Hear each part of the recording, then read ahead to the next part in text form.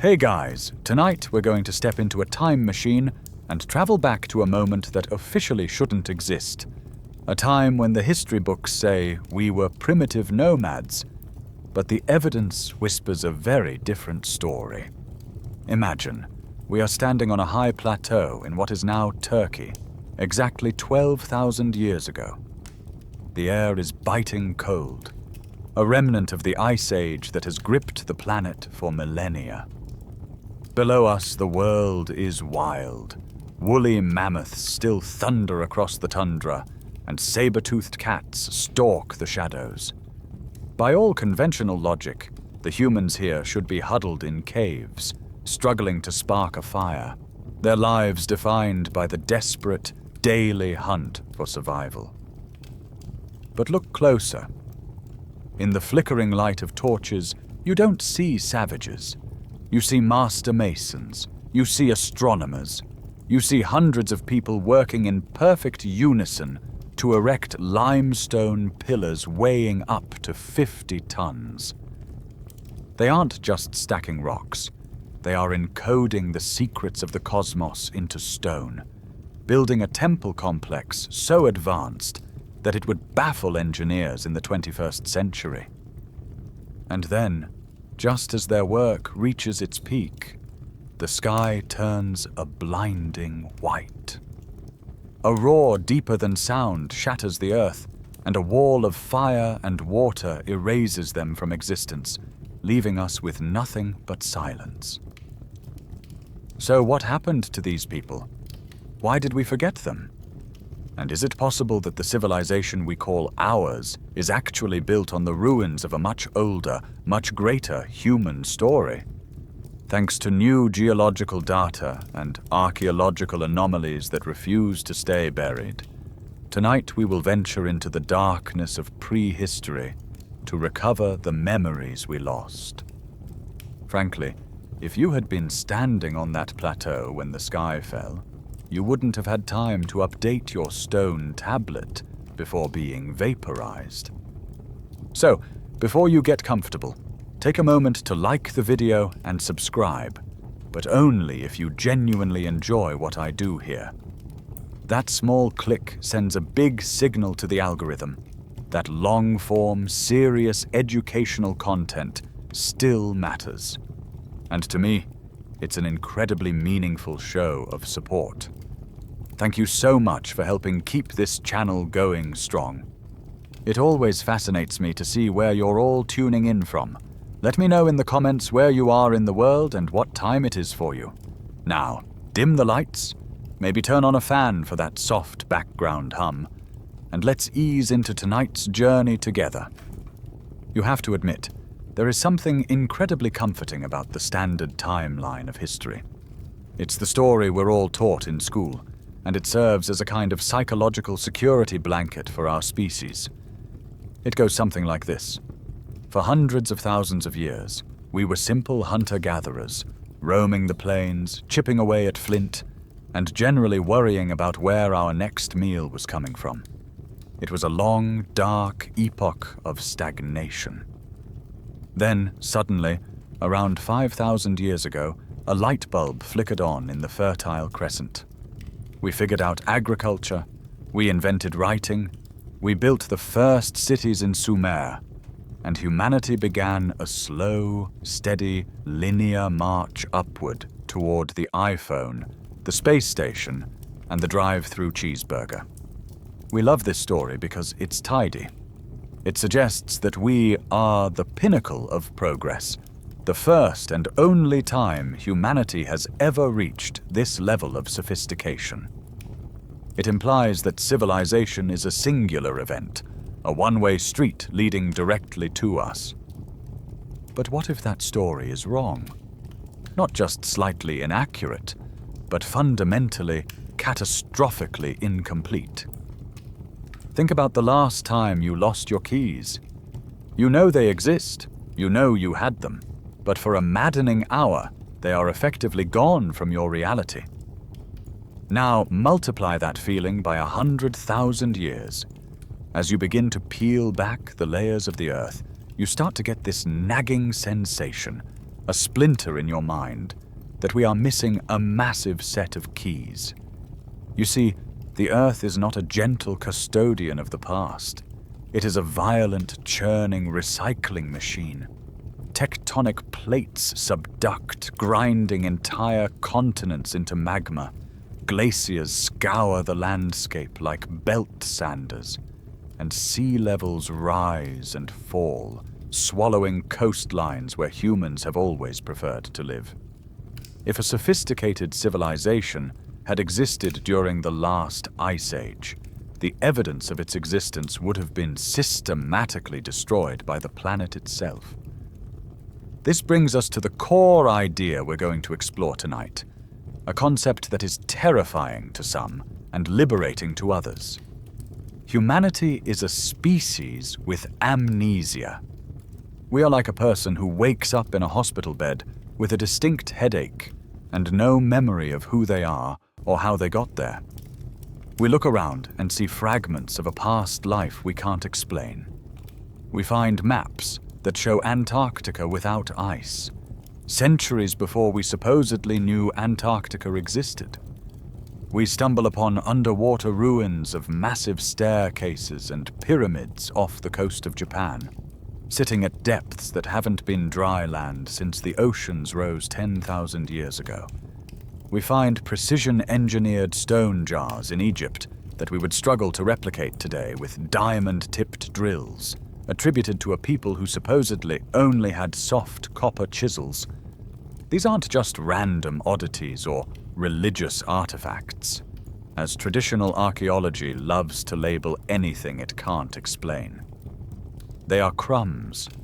They are the debris of a forgotten epoch. Historians still argue whether these anomalies are just coincidences or misinterpretations, but the sheer volume of them is becoming impossible to ignore. Tonight, we aren't just going to look at broken pottery. We are going to try to reconstruct the crime scene of a global catastrophe. We're going to look at the geological fingerprints of an event so violent it nearly wiped us out completely. An event that snapped the thread of human memory and forced us to start over from scratch, shivering in the mud, traumatized and forgetful. This isn't about aliens descending from the sky to stack rocks for us because we were too stupid to do it ourselves. That's the lazy explanation. This is about us. It's about the possibility that human potential is much older and much more resilient than we give it credit for. It's about the idea that we are not the first ones to build a global network. And perhaps, if we don't pay attention to what happened to them, we won't be the last. As we move through this narrative, I want you to keep one image in your mind. A rebooting computer. When the system crashes, the screen goes black, and for a moment, the complex digital world vanishes. When it restarts, it looks fresh, new, and empty. But deep in the hard drive, there are corrupted files, fragments of data from the session before the crash. We are currently living in the restart. Tonight, we go looking for the corrupted files. Let's be honest about the picture that pops into your head when I say the words Stone Age. You're probably imagining a guy with a heavy brow ridge, wrapped in a shaggy fur loincloth, holding a wooden club, and grunting at a fire he barely knows how to control. He's dirty, he's simple, and his biggest intellectual achievement of the day is not getting eaten by a bear. We have internalized this cartoonish idea of our ancestors as fundamentally stupid, or at least mentally vacant. But this is the myth of the primitive, and it is perhaps the biggest arrogance of the modern world. Here is the cold, hard biological reality. Anatomically modern humans, people who look exactly like you and me, have walked this earth for at least 200,000 years. Some recent fossil discoveries in Morocco even push that date back to 300,000 years. That means if you could take a baby from a tribe 150,000 years ago, transport them through time, and raise them in a suburb of Chicago, they would grow up playing video games, complaining about homework, and potentially becoming a quantum physicist. The hardware hasn't changed. The brain capacity, the emotional depth, the ability to problem solve and dream.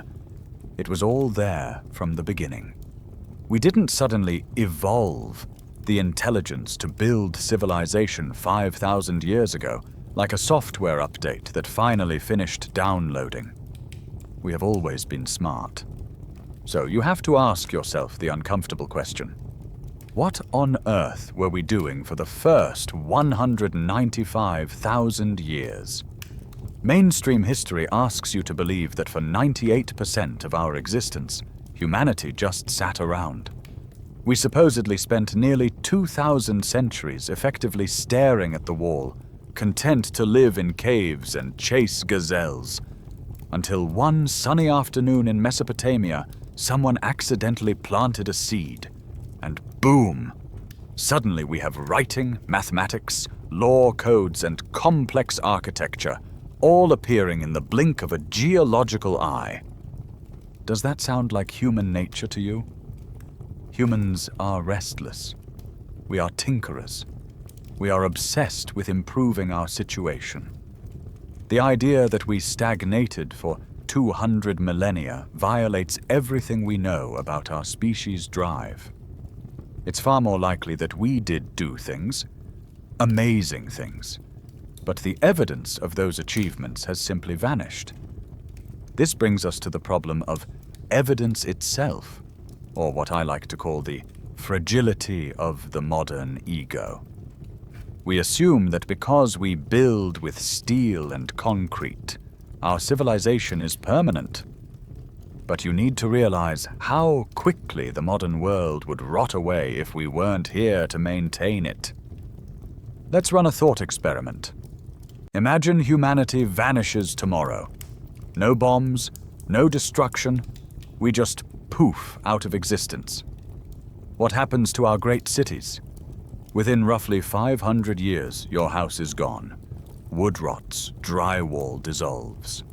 Within 1,000 years, most steel beams in skyscrapers have rusted through and collapsed. Concrete, which we think of as rock, is actually quite porous. Water gets in, freezes, expands, and cracks it apart. Within 5,000 years, the time frame between the Great Pyramid and us, almost every trace of New York City or Tokyo would be ground into dust or buried under layers of soil and vegetation. Plastic might linger, but even that degrades into microscopic particles. Glass might survive, but it would be shattered and scattered. If an archaeologist from the future dug up Manhattan in 10,000 years, they wouldn't find the Empire State Building. They might find a few odd, distinct layers of chemical residue in the soil, maybe some gold jewelry, because gold is immortal, and perhaps some worked stone foundations. They would look at those stone remnants and say, "Ah, these people were a primitive stone-working culture. They clearly lived in simple huts." They would be dead wrong, but they would be following the evidence. This is the filter of surveil. We define the past ages by the materials that survived, not the materials that were actually used. We call it the Stone Age, not necessarily because they only used stone, but because stone is the only thing that didn't rot. Historians still argue fiercely about the concept of behavioral modernity, the exact moment when humans started acting like humans. But there is a growing camp of researchers who suggest that we are looking at the survivors of a massive reset.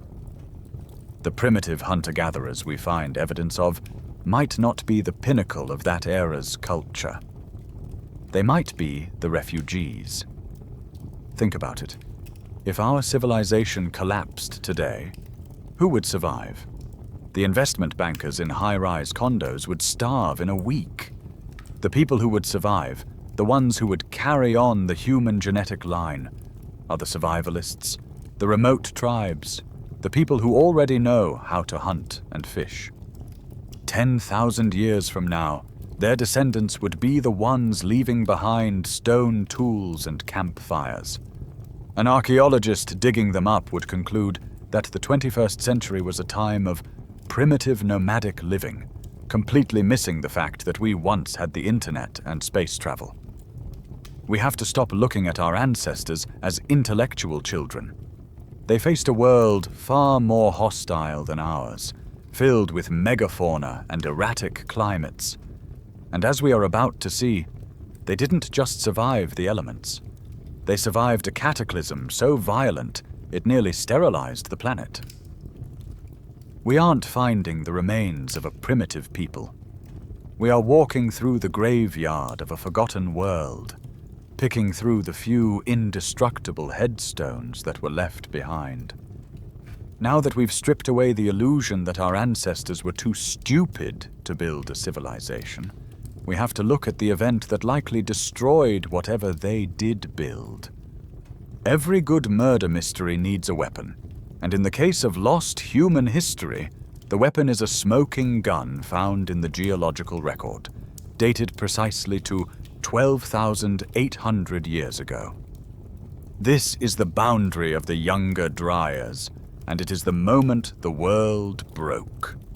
For decades, geologists were puzzled by a strange hiccup in the climate charts. As the Earth was slowly warming up and coming out of the last ice age, everything was going smoothly.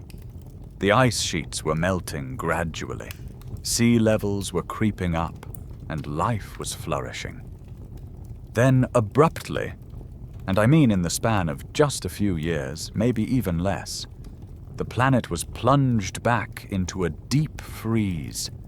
Temperatures plummeted, in some places by as much as 10 to 15 degrees Celsius. It was a flash freeze that locked the world in ice for another 1,200 years before warming up again just as violently. For a long time, the leading theory was that a massive glacial lake in North America burst, dumping cold, fresh water into the Atlantic and shutting down the Gulf Stream. It was a neat, polite explanation. But in recent years, a far more violent culprit has emerged, one that makes a broken dam look like a spilled glass of water. In 2007, a team of researchers began finding something strange in the soil layer marking this 12,800-year-old boundary. They found a distinct black mat, a layer of carbon-rich soil that represents a massive burning of biomass. But inside that mat, they found things that shouldn't be there: microscopic spherules of melted rock, high concentrations of platinum, and most tellingly, nanodiamonds. Nanodiamonds are exactly what they sound like. Diamonds that are microscopic in size. You don't get these from a forest fire. You don't get them from a volcano. You get them when carbon is subjected to shock waves of unimaginable pressure and heat, the kind you only find in a cosmic impact. The evidence points to a fragmented comet, or perhaps a barrage of asteroid debris slamming into the northern hemisphere. But here's the kicker. It didn't necessarily hit the ground. It likely hit the massive North American ice cap, which was over 2 miles thick at the time. Imagine the physics of that. A rock the size of Manhattan hurtling through space at 40,000 miles per hour slams into a solid shield of ice. The energy release would have been equivalent to thousands of nuclear warheads detonating simultaneously. But because it hit ice, there might not be a traditional crater. Instead, the heat would have instantly vaporized millions of tons of ice into steam, while simultaneously melting huge chunks of the glacier into liquid water. This explains the black mat perfectly. The heat from the airbursts would have set the forests of North America and Europe on fire. We are talking about global wildfires on a scale we can't comprehend, choking the atmosphere with soot and blocking out the sun, which in turn caused the temperature to plummet. But the real horror of this event is visible in the bones. This specific moment in time marks the sudden mass extinction of the megafauna. Before this event, North America was like the Serengeti on steroids. There were woolly mammoths, mastodons, giant short-faced bears, which were big enough to look a man in the eye while standing on all fours, enormous ground sloths, and saber-toothed cats. And then they vanished. In some places, we find their remains in conditions that suggest instant, catastrophic death. In Alaska and Siberia, there are muck deposits, frozen graves of mangled animals mixed with uprooted trees and volcanic ash. Some of these mammoths were flash frozen so quickly that undigested buttercups were still in their stomachs. You don't freeze an animal the size of a tank that fast by a gentle climate shift. You do it by changing the atmosphere around them instantly, snapping the temperature down so hard and so fast that life is extinguished before the food in their belly can rot. Scientists debate the exact mechanics, whether it was a direct impact or an airburst. But the Younger Dryas Impact hypothesis is quickly moving from fringe theory to hard fact. The platinum anomaly has been found in ice cores in Greenland and soil samples from dozens of sites across multiple continents.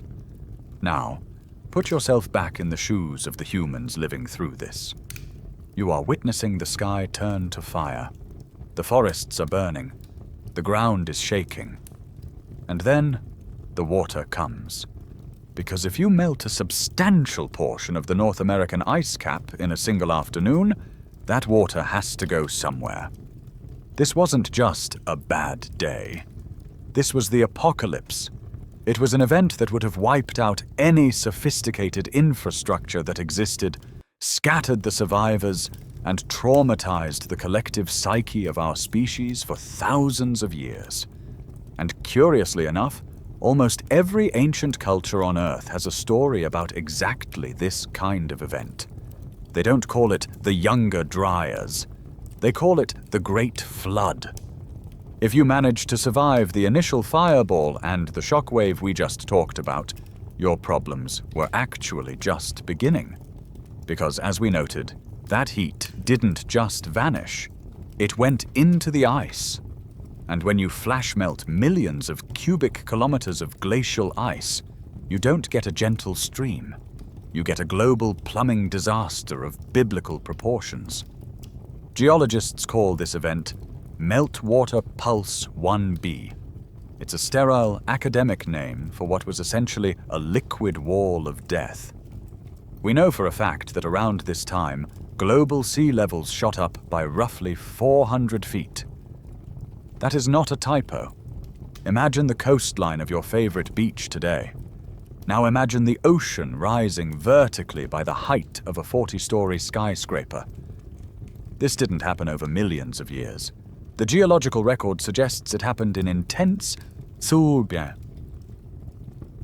violent bursts, swallowing land masses that had been dry for millennia.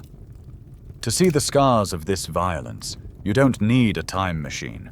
You just need a car and a trip to Washington State. Drive out to the channeled scablands, and you will see a landscape that defies logic. You'll see massive canyons cut through solid basalt, giant potholes the size of apartment buildings, and ripple marks on the valley floor that look exactly like the ripples you see on a sandy beach. Except these ripples are 50 feet high. For decades, mainstream geologists insisted these features were formed by millions of years of slow, gradual erosion by normal rivers. It took a renegade geologist named J. Harlan Bretz, and more recently researchers like Randall Carlson, to point out the obvious. Tiny rivers don't make giant ripples. Massive, high-velocity floods do. We are talking about a flow of water 10 times the volume of all the rivers in the world combined, rushing over the land at highway speeds, carving those canyons in a matter of weeks. not eons. Now, if you were a human witnessing this, you wouldn't be thinking about geology. You would be thinking that the gods were angry. It is frankly suspicious how almost every ancient culture on Earth, no matter how isolated, has a great flood myth. We all know the story of Noah and his ark, but that is just the most famous cover version of a very old song. If you go to ancient Mesopotamia, you find the Epic of Gilgamesh and the story of Utnapishtim, who was warned by a god to build a giant boat to save his family and animals from a flood sent to wipe out humanity. Sound familiar? Cross the ocean to India, and you have the story of Manu, the first man, who is warned by a fish, an avatar of Vishnu, to build a massive ship to survive a deluge. Go to China and you hear about Gunyu taming the Great Flood that lasted for 2 generations. Go to the Americas and the Aztec, Maya, and North American tribes all have stories of the world being swallowed by water, often accompanied by a great fire or a shaking earth. Skeptics love to say, well, civilizations tend to live by rivers, and rivers flood, so naturally they all have flood stories. That's a cute theory, but it misses the scale. These aren't stories about the basement getting wet. These are stories about the entire world drowning. These myths often include specific details that match the Younger Dryas conditions: the sun vanishing, volcanics impact winter, black rain falling, soot mixing with moisture, and the seasons losing their order. Historians still argue whether these myths are independent inventions or a single story carried by survivors as they scattered across the globe. But the consistency is chilling. It suggests that the myth is actually a memory, a trauma encoded into our oral history. Imagine the watery hell of that transition. You are living in a world where the ocean is literally chasing you uphill. Coastal settlements, where the highest density of humans would have lived, just like today, are the first to go. The Golden Age civilizations, possibly situated on the lush continental shelves that are now underwater, are erased in days. The survivors are the ones lucky enough to be high up in the mountains or deep inland. They would have looked out at a world that was unrecognizable. The skies would have been dark for months, maybe years, due to the atmospheric ash. The rain wouldn't stop. The temperature would have fluctuated wildly. It was a chaotic transition between 2 states of the Earth, a violent birth of the Holocene epoch we live in now. This collective trauma might explain a lot about our modern psychology. Why are we so obsessed with the apocalypse? Why do we flock to movies about the world ending? Maybe it's because, deep down, we know it's happened before. We have a species-level PTSD. We are the descendants of the people who ran for the hills when the water rose. And as the waters finally receded, those survivors looked at the mud-covered ruins of their world and realized they had to start over. But they weren't starting from zero. They still had the memories of what came before, and in a few special places, like a hill in Turkey, they decided to leave a message so big that even a flood couldn't wash it away. For decades, skeptics had a very simple, very effective counter-argument to everything we've just discussed. They would fold their arms and say, okay, if there was a sophisticated civilization before the Ice Age, where are their buildings? Where is their trash? If they were so great, why haven't we found a single stone structure older than 6,000 years? It was a fair point. Until 1994. That was the year a German archaeologist named Klaus Schmidt walked up a dusty hillside in southeastern Turkey and effectively broke the timeline of human history. The place is called Gobekli Tepe, which translates roughly to Potbelly Hill. To the untrained eye, it looked like just another mound of dirt in a region littered with ancient rubble. But Schmidt saw flint chips, thousands of them, scattered on the surface. He knew immediately this wasn't a natural hill. It was artificial. He started digging, and what he found there is still giving mainstream historians night sweats. Schmidt uncovered a series of massive circular enclosures. Inside these circles stood gigantic T-shaped limestone pillars, some up to 18 feet tall and weighing between 10 and 50 tons. These weren't rough, crude rocks dragged into a pile. They were perfectly smoothed, fitted into sockets in the bedrock, and arranged with geometric precision. But the real punch to the gut came when they sent the organic material from the wall mortar to the lab for carbon dating. The results came back, and they were so shocking the team assumed they were a mistake. The site dated back to at least 9,600 BC. Let's pause and appreciate the magnitude of that number. 9,600 BC is 11,600 years ago. That is 7,000 years older than the Great Pyramid of Giza. It is 7,000 years older than Stonehenge. Put another way, if you were standing at the time Stonehenge was being built, Göbekli Tepe was already ancient history to you, as old as the pyramids are to us today. According to the standard story of human development, the people of 9,600 BC were scattered bands of hunter-gatherers who hadn't even invented pottery yet, let alone agriculture. They were supposed to be living hand-to-mouth, incapable of large-scale organization. Yet here they were, quarrying 50-ton megaliths, transporting them without wheels or beasts of burden, and erecting a complex that would require hundreds of workers to build and feed. To build Göbekli Tepe, you need a plan. You need architects. You need a foreman. Most importantly, you need a massive food surplus to feed the workers who aren't hunting because they're busy carving giant rocks. You need a society that functions like a civilization thousands of years before civilization is supposed to exist. And then there is the art. These pillars aren't blank. They are covered in exquisite high-relief carvings of animals, foxes, lions, scorpions, spiders, and vultures. Some of the carvings are 3D, projecting out of the stone, a technique that requires chipping away the entire surface of the pillar around the figure, an incredibly difficult and unforgiving process. One mistake, and the whole pillar is ruined. But look closer at the T-pillars themselves. They aren't just abstract shapes. They are stylized human beings. If you look at the sides, you can see carved arms resting on waists and hands with long fingers wrapping around the front. They wear belts and loincloths made of animal skins. They are faceless giants, watching over the enclosures in silent vigil.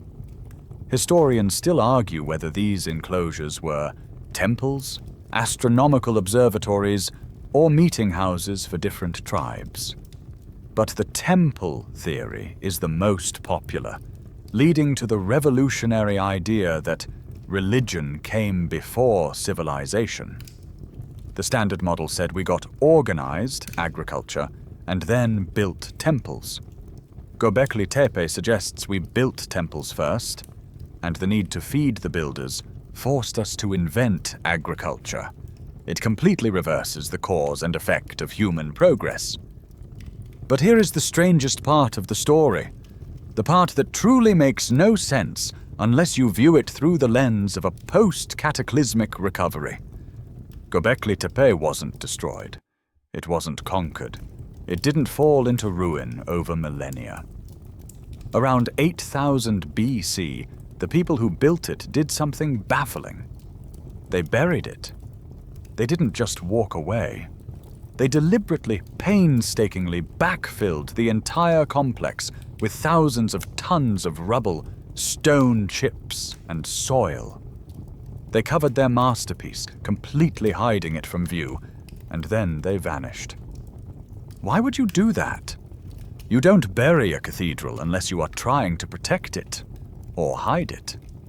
Some researchers suggest it was a decommissioning ritual, but others looking at the timeline point out that this dates to the chaotic period after the Younger Dryas. Was this a time capsule? Were the survivors of the mother culture preserving their knowledge in stone, burying it to keep it safe from a hostile world, hoping that a future generation, perhaps us, would dig it up and decode the message? It's a chilling thought. Imagine the desperation of burying your greatest achievement because you know the dark ages are coming. And it gets even more intriguing when you realize that Gobekli Tepe isn't alone. It was just the first thread to be pulled in a tapestry that is unraveling the entire history of the region. Because just a few miles away, they are finding more of them. And the things they are finding there are even stranger. If you thought Gobekli Tepe was a lonely outlier, a single, inexplicable cathedral in the middle of a cultural desert, you need to zoom out. Because just recently, archaeologists have realized that Gobekli Tepe was merely the first piece of a massive jigsaw puzzle scattered across the Anatolian plains. Welcome to the Tatepela, or Stone Hills. It turns out there wasn't just one site. There are at least 12. And among them lies a site that is, in some ways, even more disturbing and sophisticated than its famous brother. It's called Karahan Tepe. And if Gobekli Tepe is the cathedral, Karahan Tepe looks like the secret laboratory! Imagine walking into a chamber carved directly into the bedrock. This isn't a wide-open enclosure like Göbekli. It feels tighter, more intimate, and frankly, a little more menacing. Along one wall, there is a serpentine creature carved from the living rock, its body winding through the stone. But the centerpiece, the thing that makes the hair on the back of your neck stand up, is a human head. This isn't a crude stick figure face. It is a fully realized, three-dimensional head emerging from the rock wall, as if it's pushing through a portal from another dimension. It has a strange, bulbous neck, almost like a goiter, and a facial expression that is hard to read, somewhere between agony and ecstasy. Directly in front of this head, carved out of the floor, are 11 phallic pillars. They stand erect, looking like a strange forest of stone mushrooms. Now, I know what you're thinking. Archaeologists love to call anything vague a fertility ritual. But in this case, the symbolism is impossible to miss. It is literally a depiction of the seeding of life, a stark, biological statement carved into geology. But here is where the primitive caveman narrative completely falls apart. This room isn't just a sculpture gallery, it's a machine. Archaeologists recently discovered that this chamber is aligned with terrifying precision to the winter solstice. On the shortest day of the year, the day that symbolizes the death of the sun and the beginning of its rebirth, a beam of sunlight enters a specific porthole. It slices through the darkness and hits the carved human head directly, illuminating it while the rest of the room remains in shadow. Think about the level of observation required to pull that off. You need to track the sun for years, understand its cycles, calculate the exact angle of the solstice, and then carve a subterranean chamber so that the light hits a specific target on a specific day. That is not something you do by accident while banging rocks together. That is engineering. The artistry at Karahan Tepe also suggests a deep knowledge of anatomy. There are carvings here that show ribs, spines, and shoulder blades in 3D relief. One sculpture depicts a figure carrying a leopard on its back, with the animal's teeth bared and its ribs clearly defined. Historians still argue whether these depictions are shamanic representations of becoming the animal, or if they represent a conquest over nature. but the technical skill involved is undeniable. To carve a 3D figure out of hard limestone using only stone tools is a nightmare.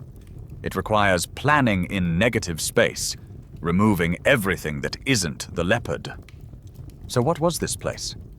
The sheer number of these sites in the Tars-Tapela region suggests that this wasn't just a tribe blowing off steam.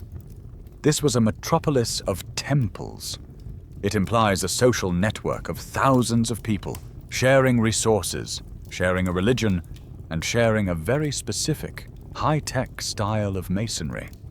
Some researchers are now suggesting that these sites functioned as a kind of prehistoric university. If you were a survivor of a cataclysm and you wanted to reboot civilization, you wouldn't build a mall, you would build a school. You would build a place where people could gather to learn the movements of the stars, vital for agriculture, the techniques of masonry, and the social codes needed to keep a large group from killing each other.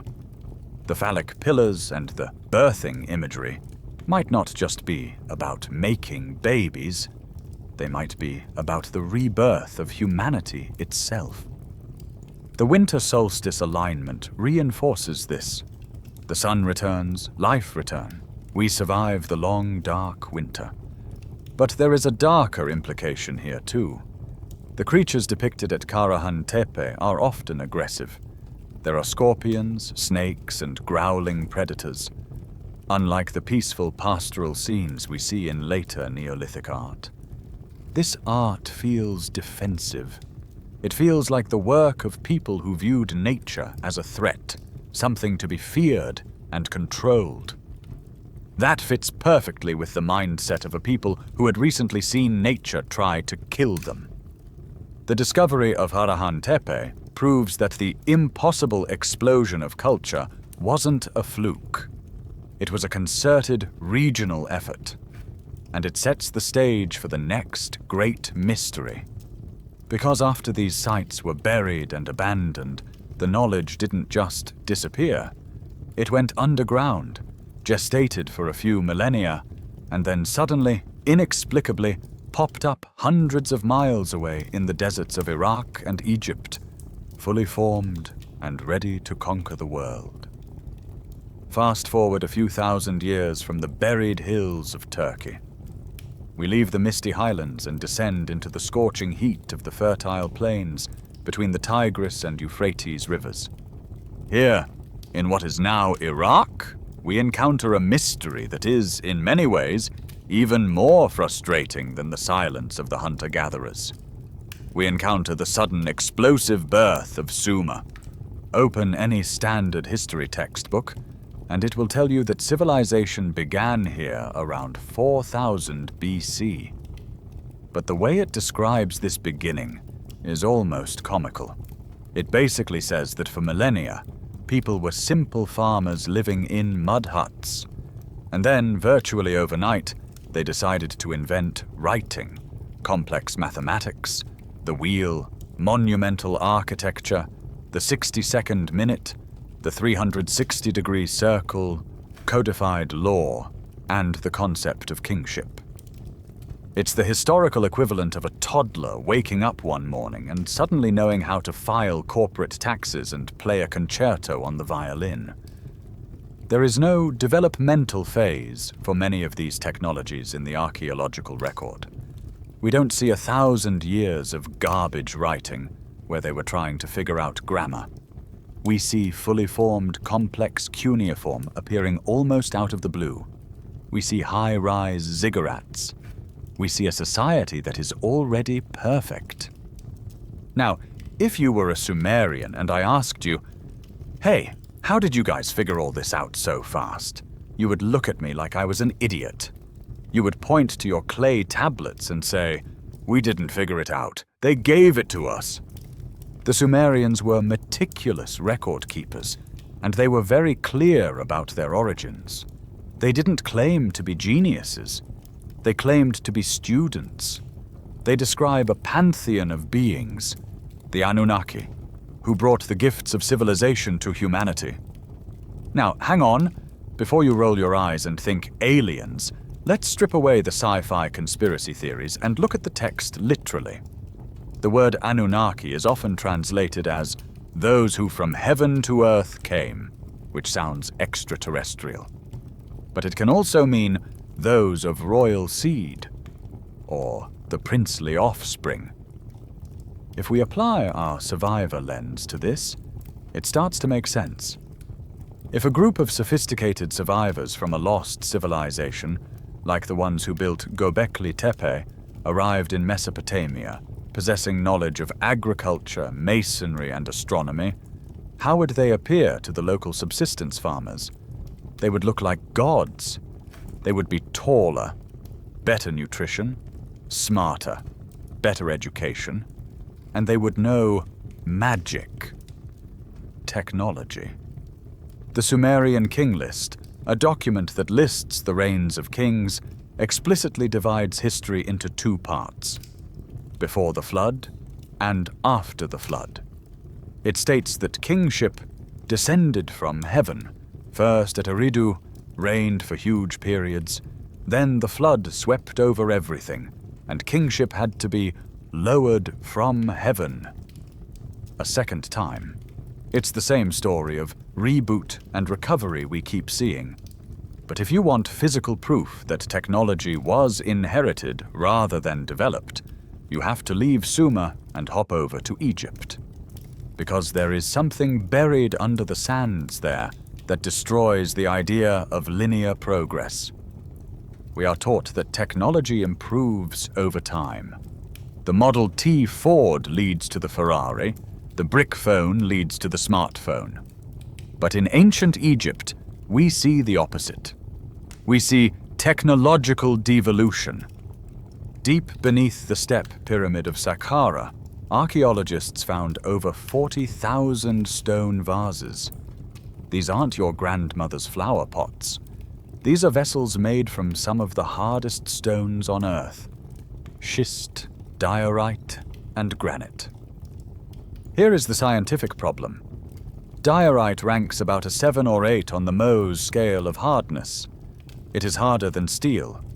The dynastic Egyptians, according to mainstream history, only had tools made of copper, which ranks a pathetic 3 on the hardness scale.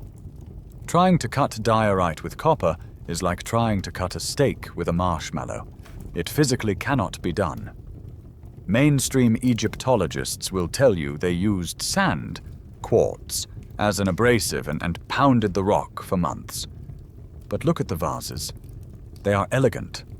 Some have long, thin necks and wide, hollowed-out bellies.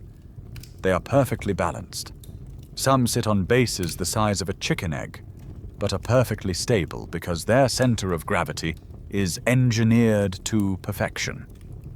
To hollow out a vase with a narrow neck, you need a tool that can go inside, expand, and cut the interior without shattering the paper-thin walls. We struggle to do this today with computer-guided carbide lathes.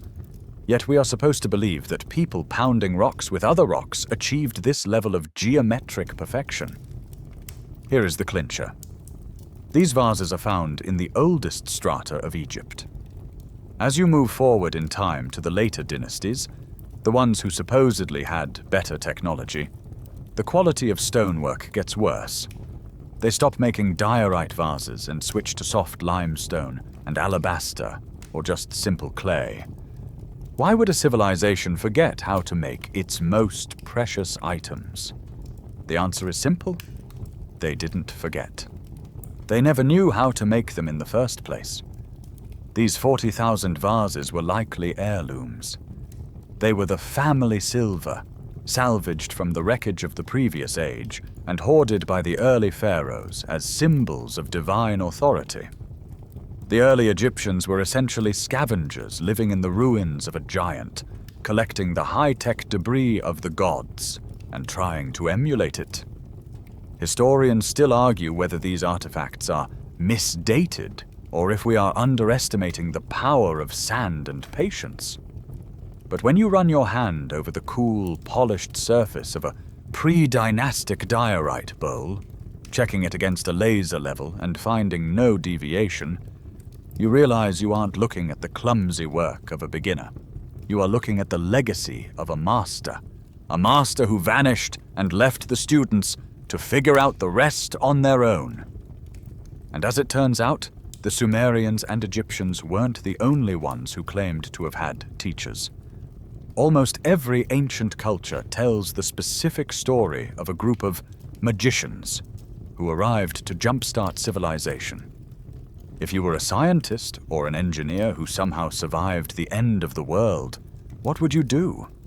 Once the tsunamis receded and the skies cleared, would you just find a nice cave and retire? Or would you feel a desperate, crushing responsibility to make sure the flame of knowledge didn't go out forever? Across the globe, the myths say they chose the latter. In almost every ancient culture, right after the story of the Great Flood, there is a very specific chapter about the arrival of the teachers. These aren't the vengeful, lightning-throwing gods of later pantheons. These are calm, bearded, serious individuals who wander out of the wilderness or emerge from the sea, not to demand worship, but to teach you how to build a wall that won't fall down. In Mesopotamia, the survivors of the flood spoke of the Apkallu, the 7 sages. The most famous of them was a being named Oannes. Now, the description of Oannes is where things get weird, and where mainstream history usually checks out. The Babylonian priest Berosus described him as a fish man. He had the body of a fish, but underneath the fish head was a human head, and under the fish tail were human feet. He spoke with a human voice. If you look at this through the eyes of a superstitious river dweller who has never seen high-tech gear, what are they describing? Are they describing a literal mutant monster? Or are they describing a man wearing a wetsuit? Or perhaps emerging from a submarine or a sophisticated boat? Oannes didn't demand blood sacrifices. According to the texts, he spent his days among the people, teaching them letters, sciences, and all kinds of arts. He taught them how to construct cities, how to found temples, how to compile laws, and how to measure the geometry of the land. At sunset, he would dive back into the sea to spend the night, because he was amphibious. It sounds less like a god and more like a marine biologist running a relief mission from an offshore base. Now, hop into our time machine and fly halfway across the planet to the Andes Mountains of South America. Here, the Incas and their predecessors told the story of Viracocha. Viracocha appeared after a time of darkness and chaos. But unlike the local population, who were generally short, dark-skinned, and hairless on the face, Viracocha was described as a tall, white-skinned man with a flowing white beard, wearing a long white robe belted at the waist. He carried a staff and a book. He walked the route of Viracocha, a straight line cutting across the Andes.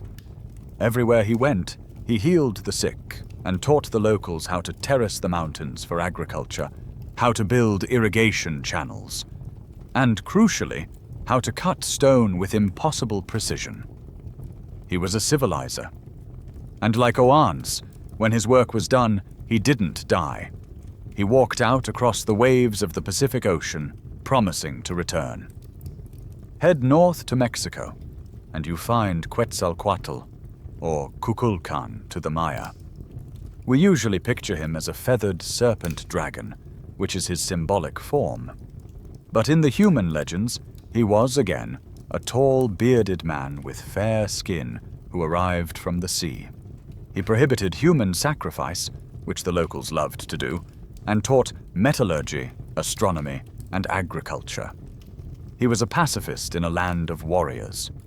Historians still argue whether these white-bearded gods are just solar metaphors, or perhaps confused memories of Spanish conquistadors projected backward in time, though the legends predate Columbus by centuries.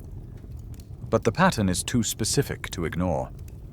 Why do cultures separated by thousands of miles of ocean, who supposedly never met, all have the exact same story of a bringer of wisdom who arrives immediately after a cataclysm.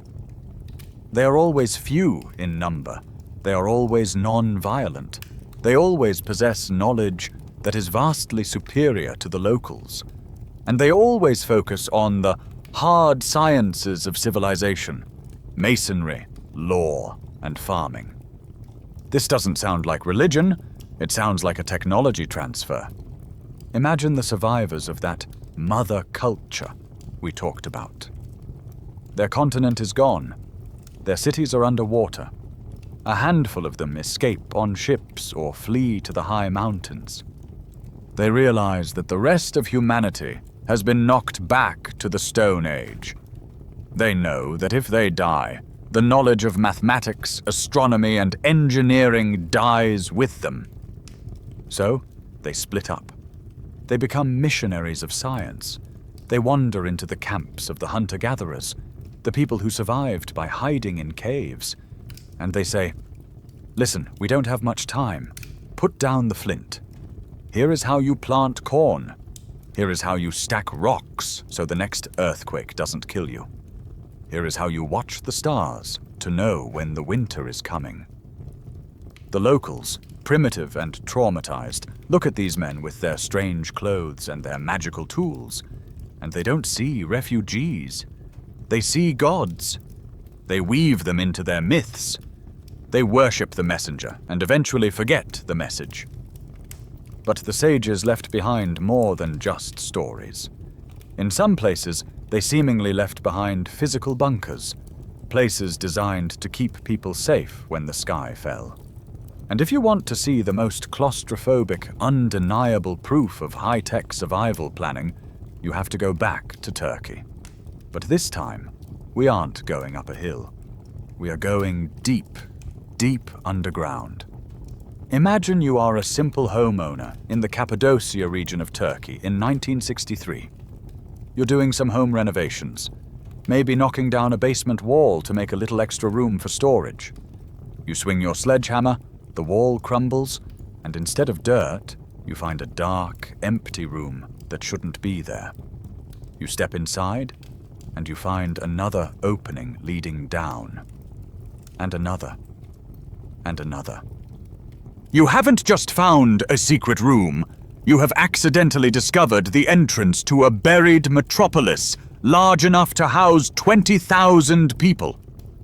This is the true story of the rediscovery of Derinkuyu, an underground city that redefines the word survival. Now, when I say underground city, don't picture a few damp caves connected by crawl spaces. Picture an inverted skyscraper carved directly into the volcanic rock, extending at least 18 stories deep into the earth. We are talking about a subterranean complex that plunges 280 feet down, deep enough to swallow the Statue of Liberty whole, with room to spare. The scale of Derinkuyu is claustrophobic and awe-inspiring in equal measure. This wasn't a temporary hideout. It was a fully functioning society.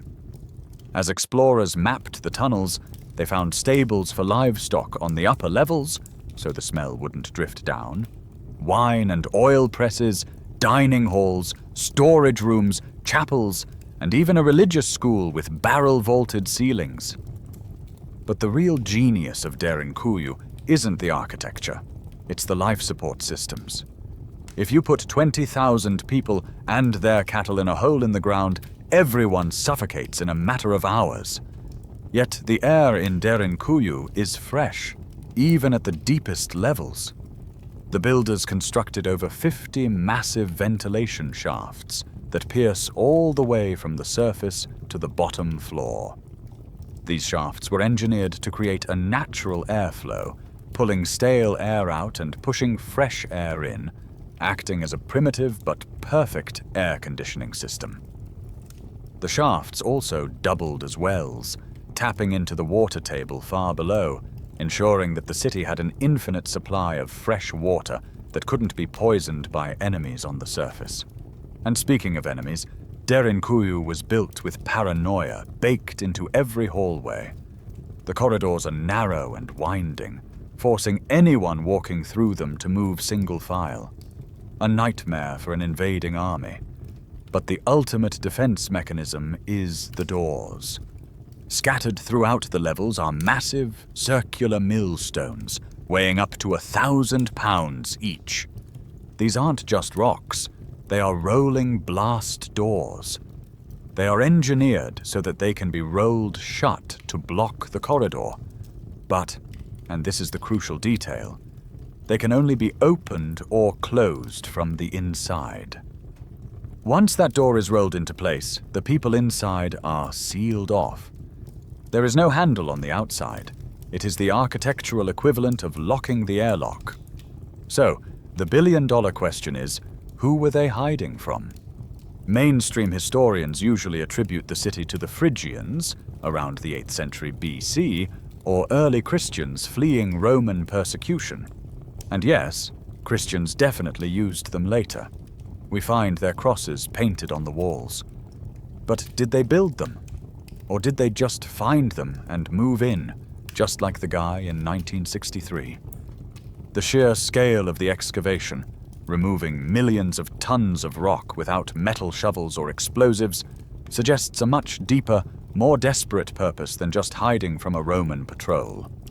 You don't build a bunker for 20,000 people unless you are afraid of something that can kill everyone. If we look at this through the lens of the Younger Dryas cataclysm, Derinkuyu makes terrifying sense. If the surface of the Earth is being scorched by firestorms, or if the atmosphere is radioactive or freezing due to an impact winter, where do you go? You go down, you bring your animals, your seeds, and your families, and you seal the doors. The consistent temperature of the underground, around 55 degrees Fahrenheit, or 13 degrees Celsius year-round, would protect you from the extreme heat or the deep freeze happening above. The stone would shield you from cosmic radiation. It is a fallout shelter. And Derinkuyu isn't alone. It is connected by miles of tunnels to other underground cities like Kaimakli. It seems the entire region of Cappadocia was a massive subterranean refuge zone. It chills you to the bone to walk those silent, dusty corridors today. You can almost feel the fear of the people who huddled there in the flickering torchlight, listening to the rumble of the earth above, waiting for the gods to stop fighting so they could return to the surface. But while some survivors were digging down to escape the catastrophe, others were building up, constructing foundations so massive and so heavy that they seemed to defy gravity itself.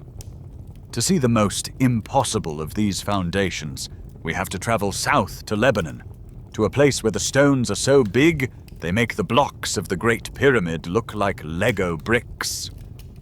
If you head south from the underground bunkers of Turkey, you eventually cross into the Bekaa Valley of Lebanon. Here, rising out of the landscape like a fortress of the giants, stands the site of Baalbek. At first glance, Baalbek looks like a masterpiece of the Roman Empire. It boasts the Temple of Jupiter, one of the largest temples the Romans ever built. The columns are towering, the ornate carvings are spectacular, and the sheer scale screams imperial power. History books will tell you, quite confidently, that the Romans built the whole thing starting around 15 BC. But if you walk around the back of the temple, to the western retaining wall, the Roman illusion shatters. You realize that the massive Roman temple is sitting on top of a platform, a podium, that has absolutely nothing to do with Roman architecture. The Romans were practical engineers. They built with manageable bricks, concrete, and stones that could be lifted by their cranes, which maxed out at around 5 to 10 tons.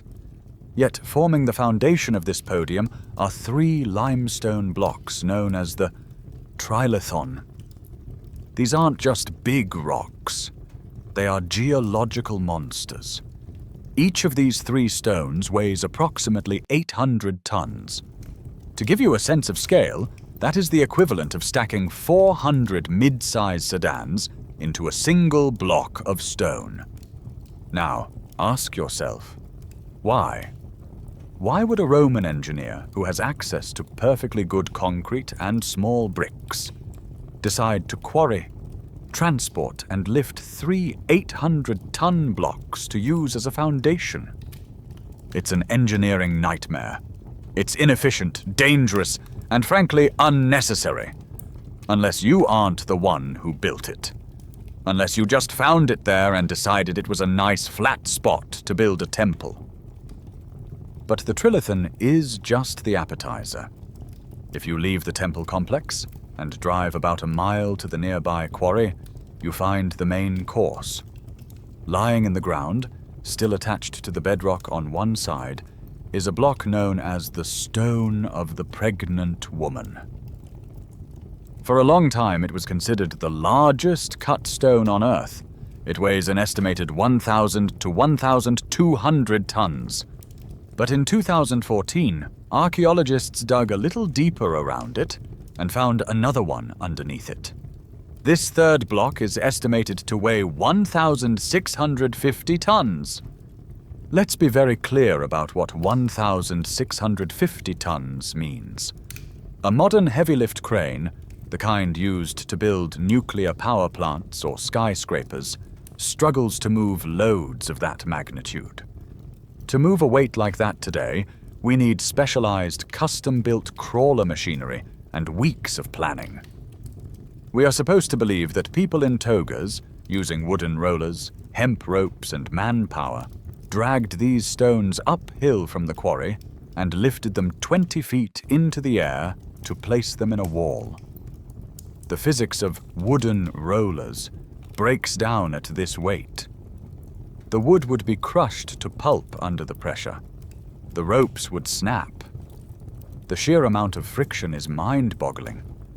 And yet, at the temple site, the trilithon stones are there, sitting 20 feet up in the wall, and they are fitted with such precision that you cannot slide a piece of paper between them. There is no mortar. They are held together by their own crushing weight and the perfection of the cut. This brings us to the why. In engineering, form follows function. You don't do things the hard way unless the easy way won't work. The only reason to build with megalithic blocks of this size is stability. A wall made of 1,000-ton interlocked stones is virtually earthquake-proof. When the ground shakes, small bricks crack and crumble. But massive megaliths just dance. They vibrate, settle back into place, and the structure survives. This suggests that whoever built the platform at Baalbek wasn't building a temple for show. They were building a foundation designed to survive the end of the world. They were building for eternity. The Romans, finding this massive, indestructible platform, did exactly what you or I would do. They claimed it. They built their Temple of Jupiter on top of it. And if you look closely at the ruins, you can see the stark contrast. The Roman columns have fallen. The ornate cornices lie in pieces on the ground, shattered by centuries of earthquakes. But the platform hasn't moved an inch. It stands as a silent testament to a lost capability. It forces us to confront the possibility that there was a time when impossible was just a standard Tuesday at the office. And the weirdest part? Baalbek isn't unique. If you travel from the heights of Lebanon to the subterranean tunnels of Egypt, you find that the obsession with moving impossible weights wasn't just about building foundations. Sometimes it was about building boxes. From the sun-drenched heights of Lebanon, we now head south to the scorching sands of Egypt. But we aren't going to gaze at the pyramids. We are going back underground, into the dark, suffocating tunnels of Saqqara. This is the Serapeum. And if Baalbek was a challenge to our understanding of brute force, the Serapeum is a challenge to our understanding of precision. Imagine walking down a long, dusty corridor carved out of the living limestone bedrock. The air is stagnant and hot. Along the main hallway, there are alcoves, huge, recessed chambers sitting lower than the floor level. And inside each of these alcoves sits a nightmare of engineering. Lurking in the darkness are 24 massive, monolithic boxes. They are made of some of the hardest stones on Earth: granite, basalt, and diorite. The sheer physical presence of these things is hard to convey. Each box, cut from a single block of stone, weighs roughly 70 tons. Sitting on top of each one is a lid that weighs another 30 tons. That is a combined weight of 100 tons, about the same as a fully loaded Boeing 757, shoved into a cramped underground tunnel where there is barely enough room to stand, let alone maneuver a crane. Mainstream Egyptologists have a very confident explanation for these boxes. They call them the sarcophagi of the Apis bulls. They will tell you that the ancient Egyptians worshipped sacred bulls as incarnations of the god Ptah. And when these bulls died, they were mummified and buried here with great ceremony. It's a tidy story, but there are a few massive holes in it. First, when the site was first blasted open by Auguste Mariette in 1850, most of the boxes were empty. A few contained bitumen and bone fragments, but nothing like a royal mummy. Second, the actual mummified bulls that have been found in Egypt were done terrible jobs, basically sacks of crushed bones and resin, not the careful preservation we see with pharaohs. Why build a diamond-grade safe to store a bag of trash? But the real problem isn't the bulls, it's the boxes themselves. In 1995, engineer and master machinist Christopher Dunn went into the Serapeum with high-precision instruments, a 50-ton hydraulic jack to lift a corner of a lid, just enough to peek inside, and a set of precision straight edges used in modern tool and die manufacturing. What he found shouldn't exist in the Bronze Age. Dunn placed his straight edge against the inner surface of a granite box and shone a flashlight behind it. If the surface had even the slightest bump or wave, light would shine through the gap. He found no light. The surface was perfectly flat. He measured the corners. They weren't just eyeballed square. They were perfectly 90 degrees. And not just on the outside. The inside corners, where the floor of the box meets the wall, were machined to a perfect, sharp inner point. Let's pause and think about the tooling required to do that. If you are using a copper chisel, which is soft, and a stone hammer, which is round, you physically cannot create a sharp, perfect 90-degree interior corner in granite. The granite is harder than the copper. The copper would curl up like a wet noodle, and a round, pounding stone leaves a rounded corner, a fillet. To get a sharp corner in granite, you need a high-speed rotating drill or a milling machine with a diamond bit. Furthermore, the walls of the boxes are parallel to each other. That means the two vertical sides are exactly the same distance apart at the top as they are at the bottom. This requires a level of manufacturing we call geometric tolerancing. We do this today when we build jet engines or optical tables for lasers. We don't do this for coffins. Why would you need a surface flat to within 2 ten-thousandths of an inch just to bury a dead cow? The flesh of the bull would touch the stone, rot. And it wouldn't matter if the wall was bumpy. The precision is functional, not decorative. Dunn's theory, and the theory of many who look at this with an engineer's eye, is that these weren't coffins at all. They were technical devices. The precision suggests that they were designed to contain something, perhaps a gas, a liquid, or a vacuum, that required a perfect seal. The sheer mass of the stone suggests they were shielding against something, possibly radiation or intense vibration. The surfaces are so smooth they feel like glass. This is what we call a lapped finish, achieved by grinding the stone with finer and finer abrasives until it is optically flat. To achieve this on the inside of a box, in a cramped tunnel, by hand, is a task that borders on madness. Historians still argue that this was just an act of extreme devotion, that the priests spent decades sanding these boxes with leather and sand to honor their god. But try sanding a piece of granite in your backyard for an hour and see how far you get. Then imagine doing it for 30 years inside a dark hole with no ventilation. The Serapeum boxes sit there in the dark, mocking our timeline.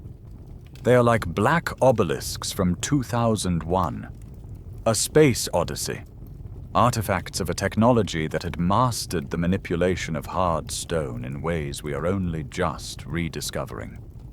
And as we leave the tunnels and step back out into the blinding Egyptian sun, we find that the anomalies aren't just underground.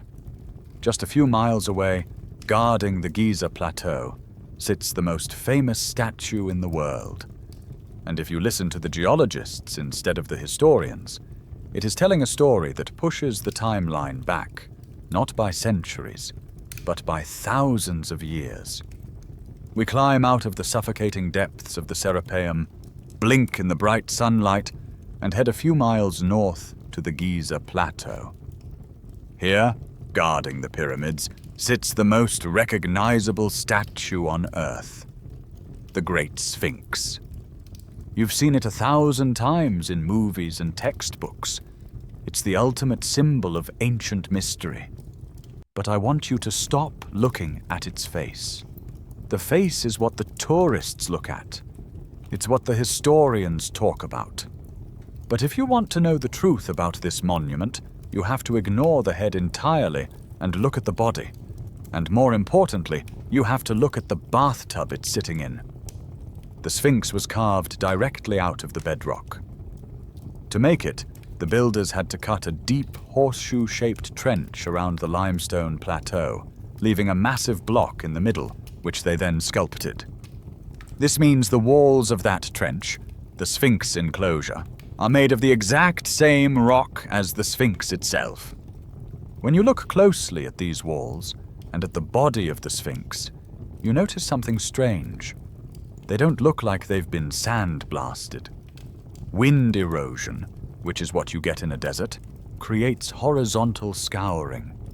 It acts like sandpaper moving side to side, eating away the softer layers of rock and leaving the harder layers sticking out. But the Sphinx and its enclosure walls are covered in deep, vertical fissures.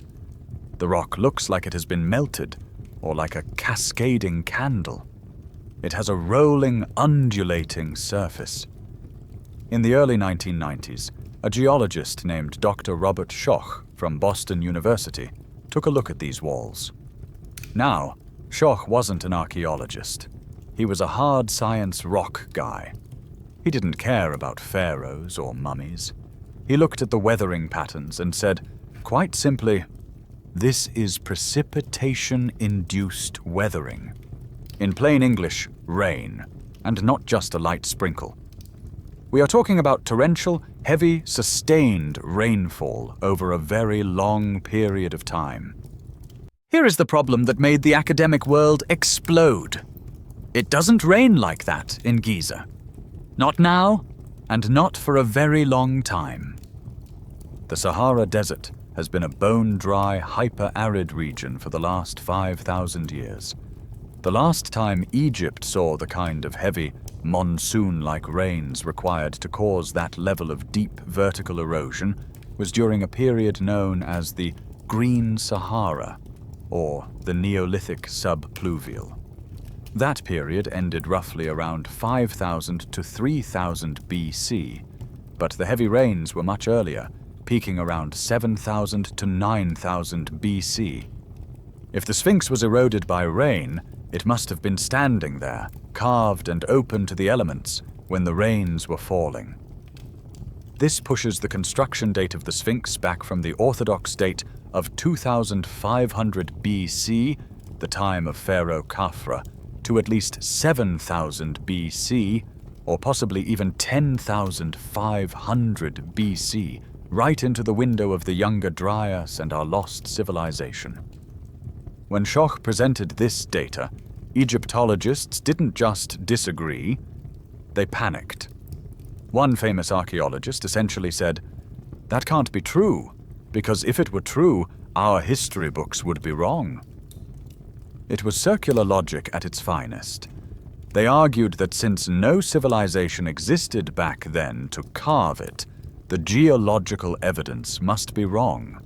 They tried to blame it on rising damp, salt crystallization, or wind vortices. But none of those mechanisms create the specific, deep, rounded vertical channels found on the enclosure walls. And then there is the matter of the head. Look at the Sphinx again. Does something feel off? The head is significantly smaller than the body in terms of proportion. If you look at a lion, the head is massive. The Sphinx has a pinhead sitting on a Hulk Hogan body.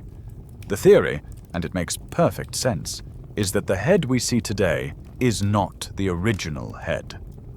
The original statue was likely a lion, representing the constellation Leo, which rose due east of the Sphinx in 10,500 BC. Over thousands of years of heavy rain, the original lion head became heavily eroded or damaged. Then, around 2500 BC, the pharaoh Khafra comes along. He finds this ancient, weathered monument sticking out of the sand. He decides to claim it. He orders his masons to recarve the damaged lion head into his own likeness. That's why the face looks so much fresher and sharper than the body. That's why the head is too small. They had to cut away the eroded stone to get down to the fresh layer underneath. So the Egyptians didn't build the Sphinx. They renovated it. They were the custodians of a legacy they perhaps didn't even fully understand. And that legacy might hide one final secret. For decades, alternative researchers have whispered about the Hall of Records, a library of Atlantean knowledge supposedly buried under the Sphinx's pores. It sounds like pure fantasy, the stuff of Edgar Cayce psychic readings. But in the 1990s, seismic surveys, using sound waves to look underground, did detect a rectangular anomaly, a void, deep beneath the left paw of the Sphinx. It's a regular chamber-like shape. The Egyptian authorities have strictly forbidden any excavation or drilling into that area. Maybe they are protecting the monument from damage. Or maybe, just maybe, they know that whatever is down there would shatter the timeline of history so completely that there would be no putting the pieces back together. The Sphinx sits there, staring eternally at the eastern horizon, waiting for the sunrise.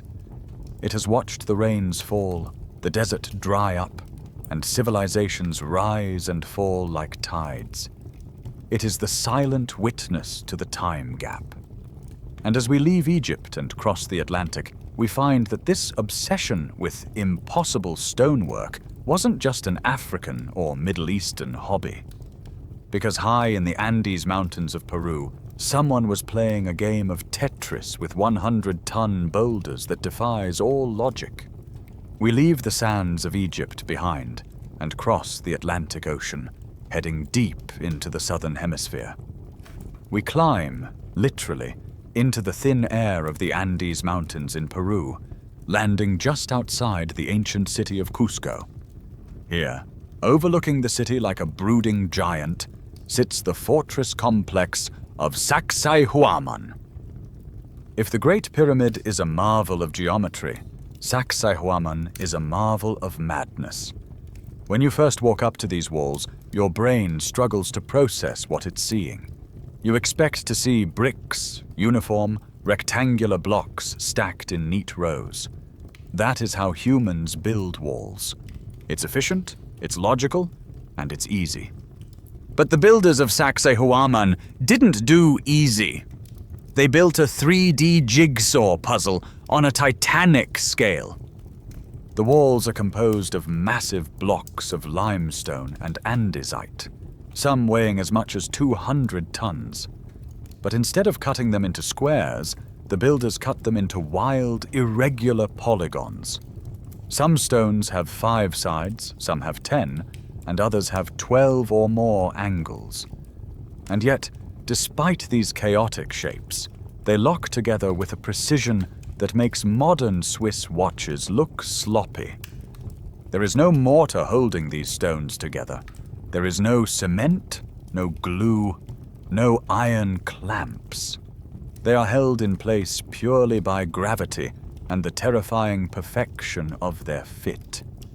You can walk up to a 100-ton boulder that is joined to a neighbor with a bizarre, zigzagging seam, and you cannot slide a credit card between them.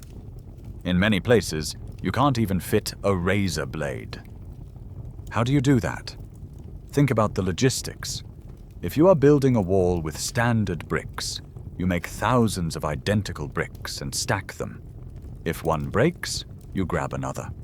But here, every single stone is unique.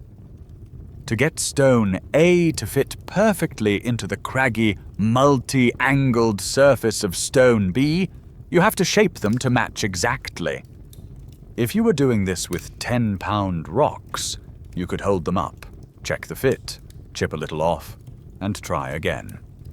But you can't try again with a 100-ton boulder. You can't lift it up and down repeatedly to check your work. You have to lift it once, place it, and it has to fit.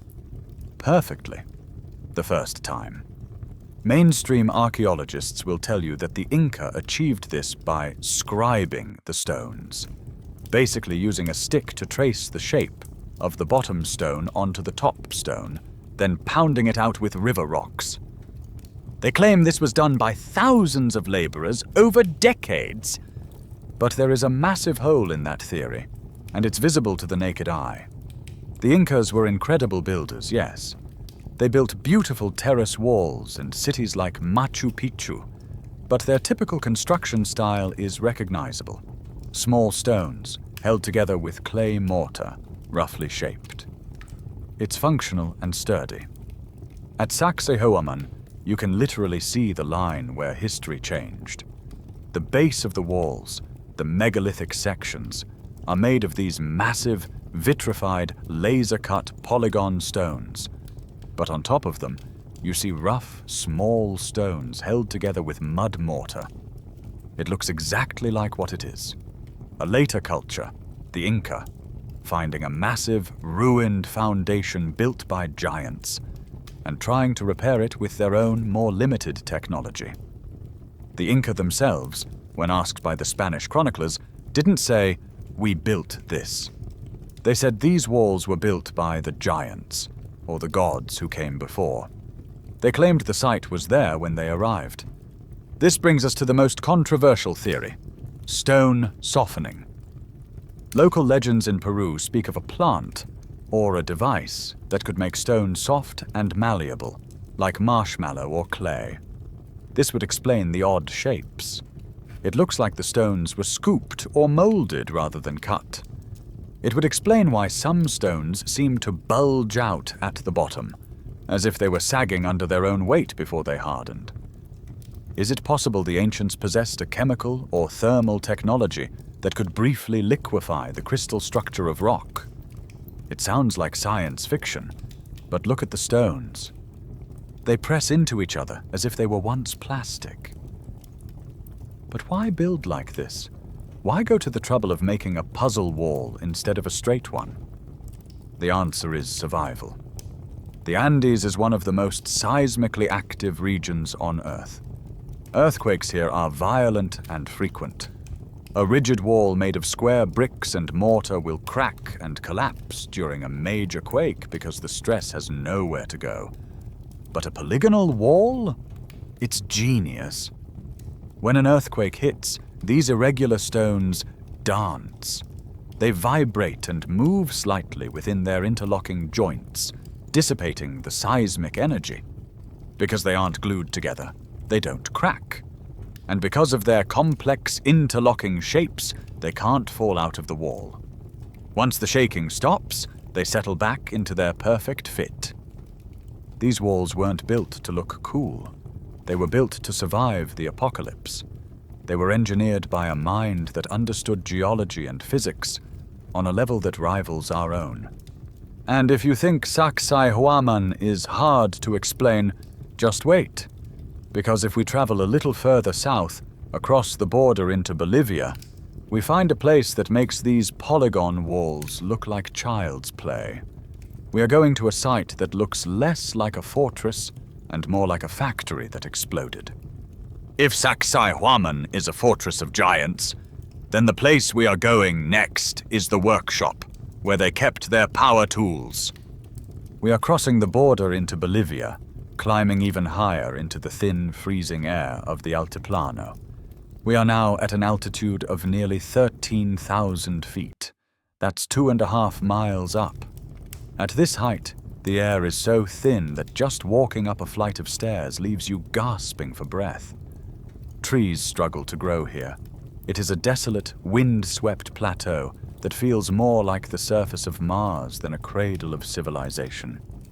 Yet here, in the middle of nowhere, lie the ruins of Puma Punku. Unlike the organic, flowing shapes of Sacsayhuaman, Puma Punku looks terrifyingly modern. If you didn't know better, you'd think you were looking at the wreckage of a brutalist concrete factory that was bombed in the 1940s. But these aren't concrete blocks. They are solid andesite, a volcanic rock that is incredibly hard and difficult to machine. The most famous feature here is the H-blocks. These are a series of identical stone monoliths, each carved into a complex geometric H shape. They look like giant prehistoric Lego bricks. And that comparison is actually spot on, because they were clearly designed to interlock. These blocks defy every conventional explanation of ancient history. They are uniform. They are modular. It implies that they weren't just carving a rock, they were mass-producing a component. Walk up to one of these grey slabs and run your finger along the inside edge. It is perfectly smooth. The corners are sharp, crisp 90-degree angles. In the modern world, to get a corner that sharp in hard stone, we use diamond-tipped circular saws and computer-controlled milling machines. We do not use copper chisels and stone hammers. If you tried to chip andesite with a stone hammer, you would shatter the rock. It has a crystalline structure that flakes and cracks under impact. You can't sculpt it like marble. You have to grind it or cut it. But the detail that really keeps engineers up at night is the drill holes. Scattered across the site are stones with tiny, perfectly spaced holes drilled into them. These aren't rough, gouged-out depressions. They are uniform, cylindrical bores. In some blocks, you can see a line of these small holes, all exactly the same depth, all perfectly equidistant from each other. Mainstream archaeologists will tell you this was done with a bow drill, basically spinning a stick with sand and water. I want you to picture the reality of that. You are standing at 13,000 feet, freezing cold, lightheaded from lack of oxygen. You are holding a wooden stick. You are trying to bore a perfect millimeter-wide hole into a rock that is harder than glass. And you have to do it dozens of times, with zero deviation in angle or depth. If you believe that's possible, I have a bridge in Brooklyn I'd like to sell you. The precision at Puma Punku suggests a level of planarity that rivals modern optics. Engineers who have placed straight edges on these stones have found that they are flat to within microns. This isn't just good enough for a temple, it's good enough for a machine. And then there is the destruction. Puma Punku doesn't look like a site that slowly fell into ruin. It looks like it was blown up. The massive blocks, some weighing over 100 tons, are scattered like matchsticks. They are tumbled, broken, and tossed around the landscape in total chaos. It looks like a bomb went off, or, more likely, like a massive wall of water and mud slammed into the site with the force of a freight train. Geological evidence suggests that Lake Titicaca, which is nearby, was once much larger and higher. If a cataclysmic event, like our asteroid impact or a massive tectonic shift, caused the lake to slosh over its banks, a tsunami of mud and water would have swept across the Altiplano, smashing Puma Punku to pieces and burying it in muck. This would explain why the site is so scrambled. It's a debris field. So, what was it? The intricate channels carved into the stones, the complex drainage systems, and the modular nature of the blocks have led some researchers to speculate that Puma Punku wasn't a temple at all. It looks like a utility, a processing plant, a chemical refinery, or perhaps a power station. The stones have odd magnetic properties. The precision joints suggest they needed to be airtight or watertight. The H-blocks look like they were designed to hold something. Conduits, cables, or pipes that have long since rotted away. The local Aymara people have a legend about this place. They say it was built in a single night by the gods, who moved the stones through the air using the sound of a trumpet. They claim the stones were made to float into place. We usually dismiss these stories as fairy tales. Magic trumpets?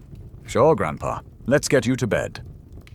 But when you look at a 100-ton block of andesite that has been machined like a spare part for a spaceship, and you realize there are no trees here to make rollers and no population large enough to drag it, you have to start asking the weird questions. What if the trumpet wasn't a musical instrument? What if sound wasn't just a metaphor? What if the ancients understood a branch of physics that we are only just beginning to scratch the surface of? Let's pull on that thread about the magic trumpets for a minute.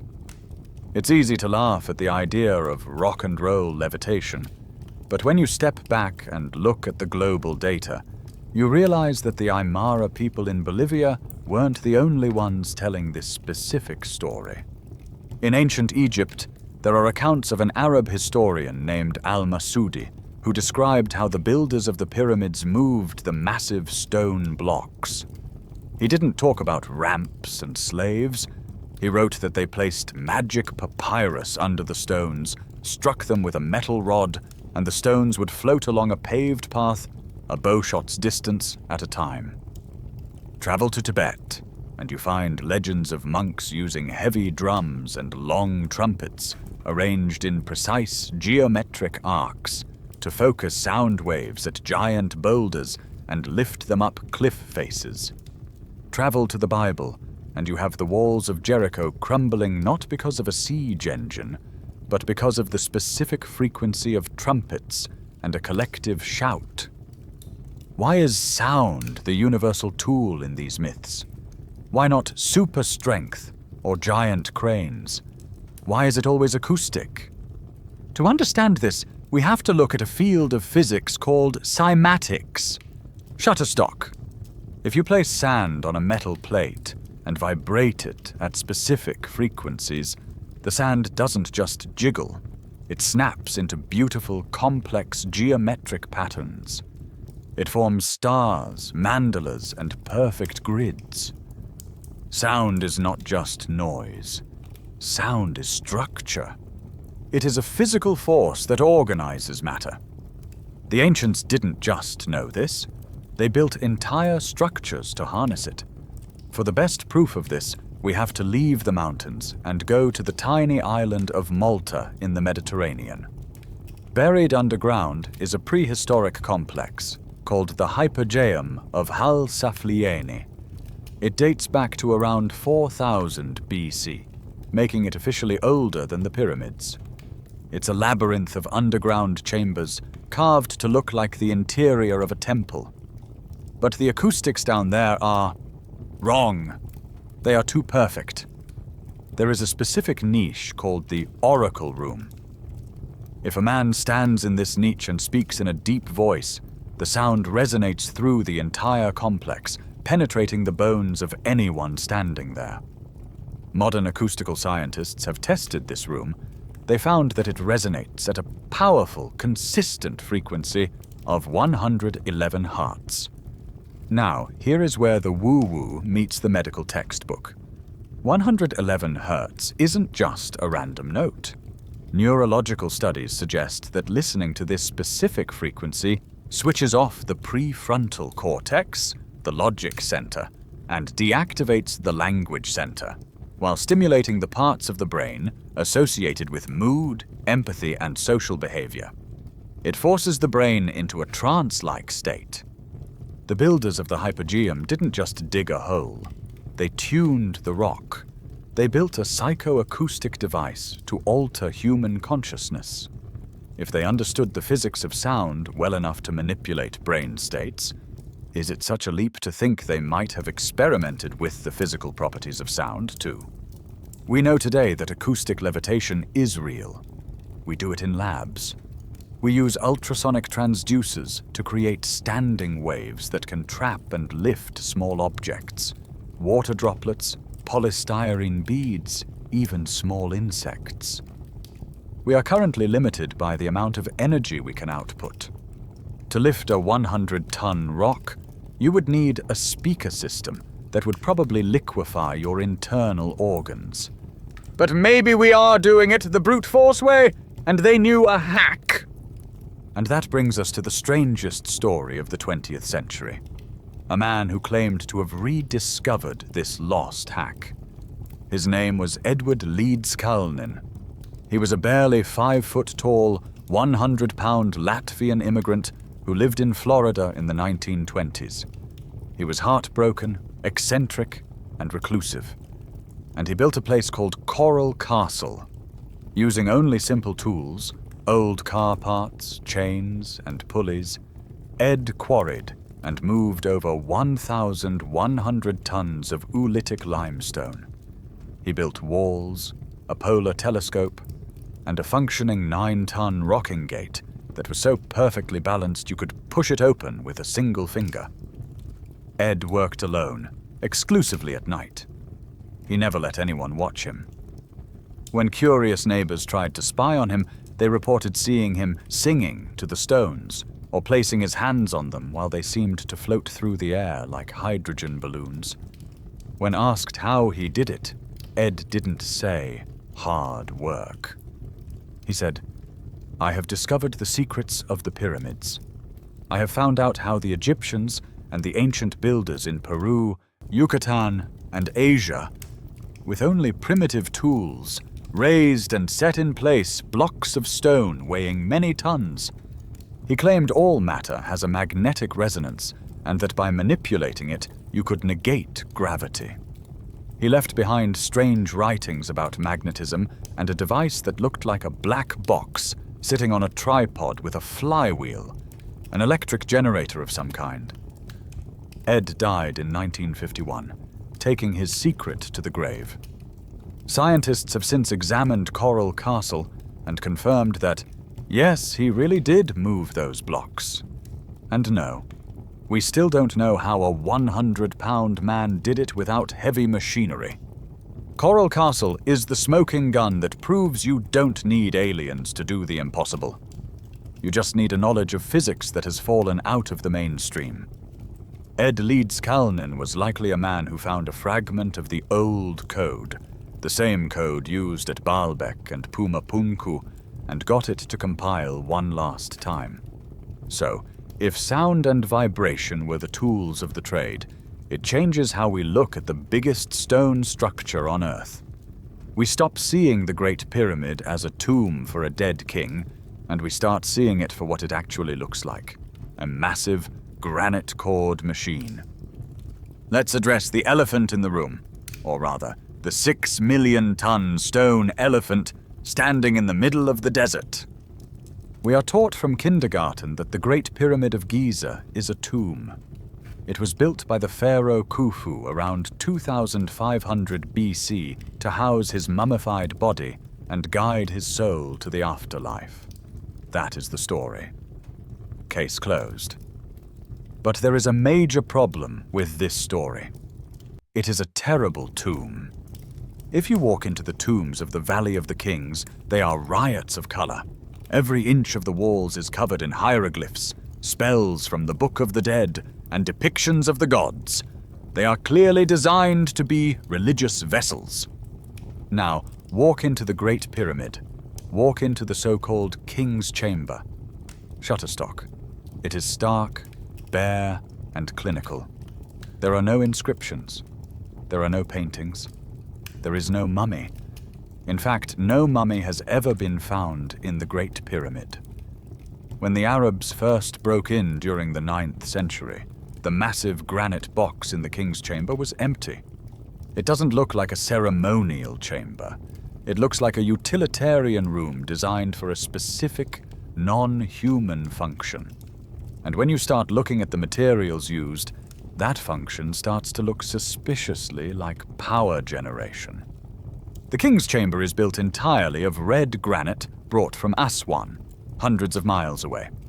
This granite has a very high content of quartz crystal, about 55% silicon dioxide.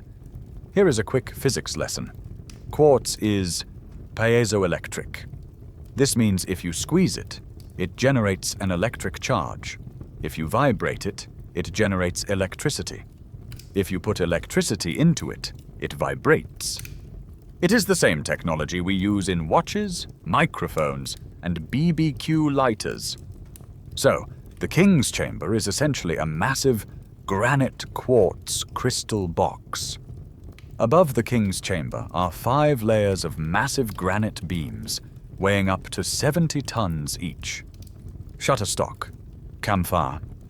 Egyptologists call these relieving chambers, claiming they were designed to keep the weight of the pyramid from crushing the room. But engineers have pointed out that this is total overkill. A simple corbelled arch, like in the Grand Gallery, would have done the job much better. However, if you look at these beams as resonators, they make perfect sense. They are rough-hewn on the top, meaning they weren't tuned for looks, they were tuned for mass. Christopher Dunn, the engineer we met in the Serapeum, proposes that these beams were designed to vibrate at a specific frequency, acting like giant tuning forks to amplify the acoustic energy coming from the Earth or the pyramid itself. But where does the energy come from? This is where the Giza power plant theory gets really interesting.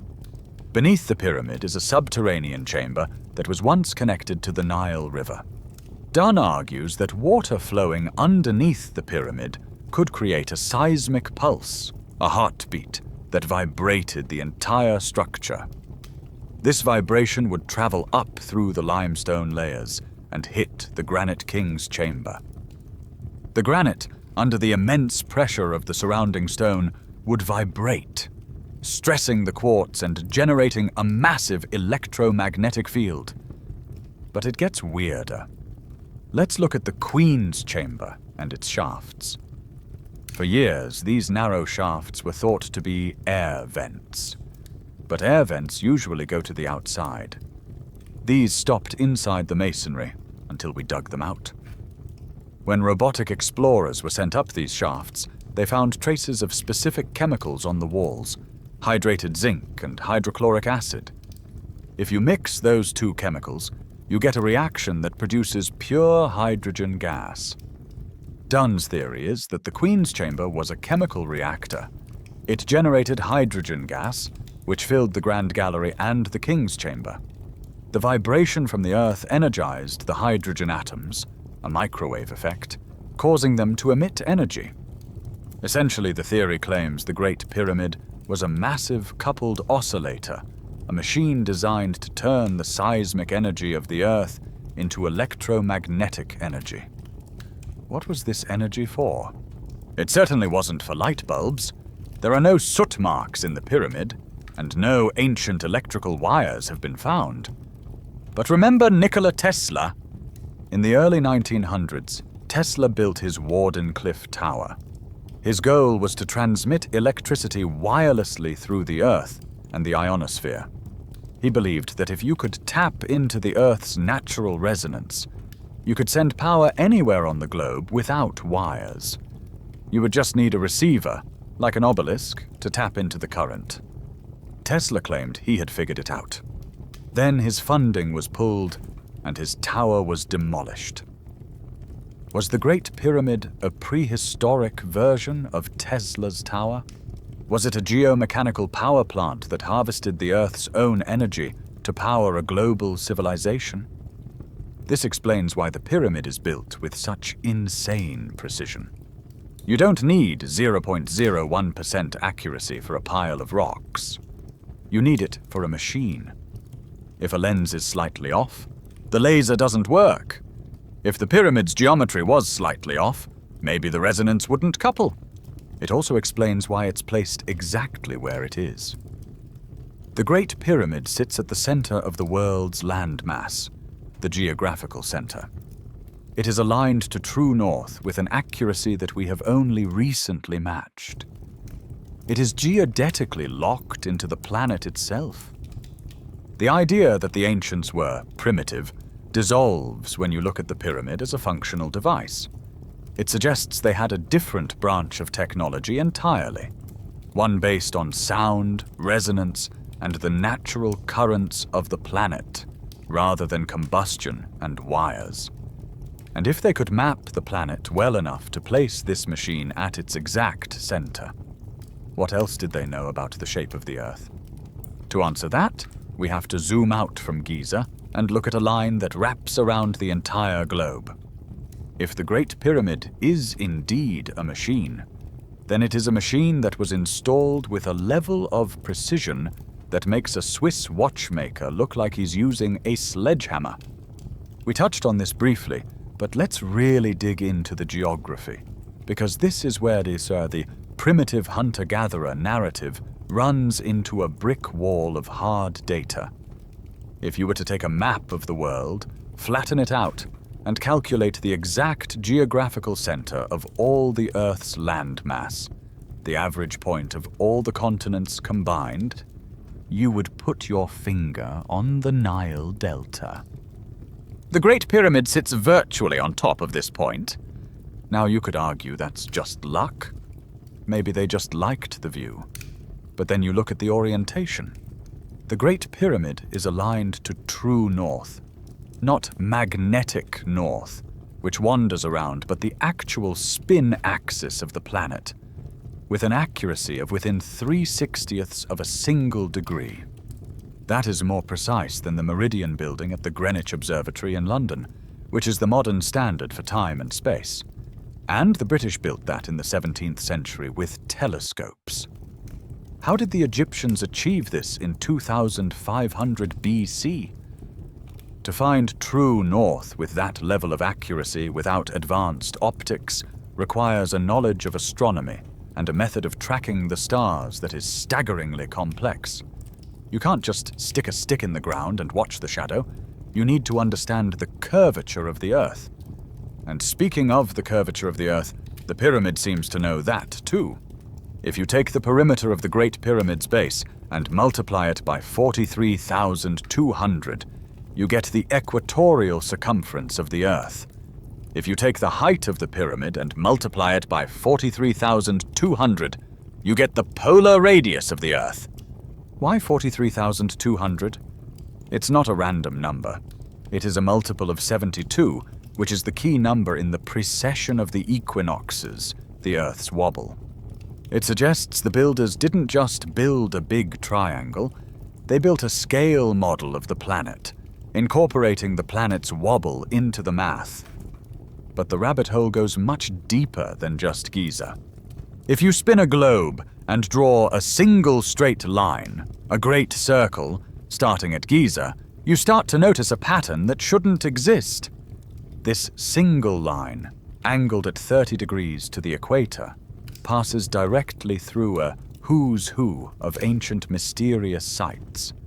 It connects Easter Island, the Nazca Lines, Ollantaytambo, the Paratuari Pyramids in the Amazon, Tassili Nadjer in the Sahara, Giza, Petra in Jordan, Persepolis in Iran, Mohenjo-Daro in Pakistan, and Angkor Wat in Cambodia. These sites are thousands of miles apart. They were supposedly built by cultures that had no contact with each other, separated by centuries or millennia. Yet they sit on the same global ring, and the statistical probability of this happening by chance is virtually zero. It implies that before these monuments were built, someone surveyed the planet. Someone had the capability to map the globe from the air, or from orbit, and lay down a grid. They dropped a pin at Giza and said, "This is the prime meridian. This is the 0 point." And they laid out the rest of the network from there. This brings us to the metric system controversy. We are taught that the meter was invented by the French in the late 1700s. They defined it as 1/10,000,000th of the distance from the North Pole to the equator. It is a geodetic unit, based on the size of the Earth. But the royal cubit used to build the pyramid, which predates the French by 4,000 years, seems to be based on the exact same. The Egyptian royal cubit is 0.5236 meters. If you take the diameter of a circle as 1 meter, the circumference is 3.14159 pi meters. If you divide that circumference by 6, you get 0.5236 meters. The cubit is a mathematical function of pi and the meter. This suggests that the meter, the unit based on the size of the Earth, wasn't invented in 1793. It was rediscovered. The ancients knew the size of the Earth, and they encoded that knowledge into their measuring sticks. And then there is the speed of light coordinate. This is one of those internet facts that sounds fake until you verify it on Google Earth. The latitude of the Great Pyramid's apex is 29.9792458 degrees north. The speed of light in a vacuum is 299,792,458 meters per second. Skeptics scream that the Egyptians didn't use meters and they didn't use our latitude system. And that's true, as far as we know. But the coincidence is precise to the 9th decimal point. In a universe of infinite numbers, hitting that specific sequence by accident is like a monkey typing Hamlet on the first try. Is it a message, a timestamp, or just the universe playing a joke on us? Whatever the answer, the world grid implies that the ancients weren't just looking up at the stars, they were looking down at the Earth. They understood the planet as a sphere, they knew its dimensions, and they treated the entire globe as a single interconnected project board. This wasn't a world of isolated tribes banging rocks. It was a world of high-speed travel, trade, and information exchange. And if they could travel around the world to place these monuments, they certainly could have traveled to the most isolated places on Earth. Which explains why, in the middle of the Pacific Ocean, thousands of miles from any continent, we find a tiny island that is guarding a massive secret. If you follow that invisible line, that great circle we just traced around the globe, it eventually leads you off the edge of the map, into the most remote, isolated stretch of ocean on the planet. After thousands of miles of nothing but blue water, you hit a tiny triangular speck of rock called Rapa Nui, or Easter Island. We all know the postcard image of this place. Shutterstock. Giant stone heads with stoic expressions, staring inland, their backs to the sea. For centuries, these moai were the ultimate symbol of mystery, but they were also the punchline of a very specific historical joke. We looked at them and thought, "Oh, look at the funny big heads sticking out of the grass." But in 2012, a research project called the Easter Island Statue Project decided to dig a little deeper. Literally. They started excavating around the base of the heads, and the internet collectively lost its mind. Because the moai aren't just heads. They have full, massive bodies extending 30 feet down into the earth. The photos of the excavation look like a magic trick. You see the familiar head, but underneath it is a massive torso, arms held stiffly at the sides, long fingers wrapping around a loincloth. That same hands-on-belly pose we saw at Gobekli Tepe, half a world away. On their backs, there are intricate petroglyphs, spirals and geometric shapes that had been protected by the soil for centuries. But stop staring at the statues for a second and look at the dirt. This is where the geology starts to scream at you. To bury a 30-foot statue up to its neck takes a staggering amount of soil accumulation. Mainstream history tells us the Rapa Nui people arrived around 1200 AD and collapsed by the 1600s. That's a window of roughly 400 to 500 years. Geologists will tell you that soil doesn't just magically appear, it accumulates through slow erosion and organic decay. To get 30 feet of sediment in just a few centuries is almost impossible under normal conditions. It implies one of two things. Either these statues are thousands of years older than we think, allowing time for the slow drift of dirt to bury them. Or they were buried quickly by a massive catastrophic event, a mudslide or a mega tsunami that washed over the island. And then there is the wall. If you go to the site of Vinapu on the island, you will find a retaining wall that shouldn't be there. Most of the stone platforms, Ahu on the island, are made of rough, porous volcanic rock, stacked loosely. But at Vinapu, the wall is made of massive basalt blocks, cut into perfect polygons, and fitted together with zero mortar. If you took a picture of this wall and showed it to an archaeologist without context, they would say, "Oh, that's Sacsay Huaman in Peru. The style is identical. The joinery is identical. The pillowing of the stone faces is identical." Yet we are told that the Polynesians who settled Easter Island came from the west, Asia, not the east, South America. We are told they had no contact with the Inca. So how did they build a wall that is a carbon copy of the masterpiece of Andean engineering 2,000 miles away? Thor Heyerdahl, the Norwegian adventurer, proved with his Kon-Tiki expedition that it was possible to drift from Peru to the Pacific Islands on a balsa raft. He believed Rapa Nui was the meeting point of two cultures, the Polynesians from the west and the Long Ears, the Masons from the east. This theory gets even more spicy when you look at the Rongorongo script. Easter Island is the only place in the entire Pacific where a written language has been found. It's a series of glyphs carved into wood. To this day, it remains undeciphered. But in the 1930s, a Hungarian scholar named Guillaume de Hevesy noticed something that made his jaw drop. He placed the Rongorongo script side by side with the script found in the Indus Valley, Mohenjo-Daro, in modern Pakistan. The symbols were nearly identical. We are talking about a match so close that it defies coincidence. Mohenjo-Daro is thousands of years old and located on the other side of the planet. How could a tiny island in the Pacific have a script that matches a Bronze Age civilization in Pakistan? Historians call it independent invention, or coincidence. But if you view this through the lens of a global seafaring civilization that collapsed, it makes perfect sense. Rapa Nui wasn't an isolated mistake. It was an outpost. The locals call the island Tepito o Tehenua, which translates to the navel of the world. We usually interpret this as meaning, we are the center of the universe, in a metaphorical sense.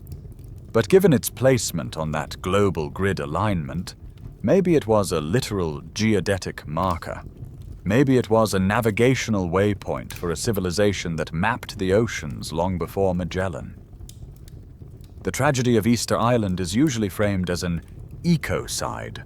Stupid islanders cut down all their trees to move rocks and starved themselves.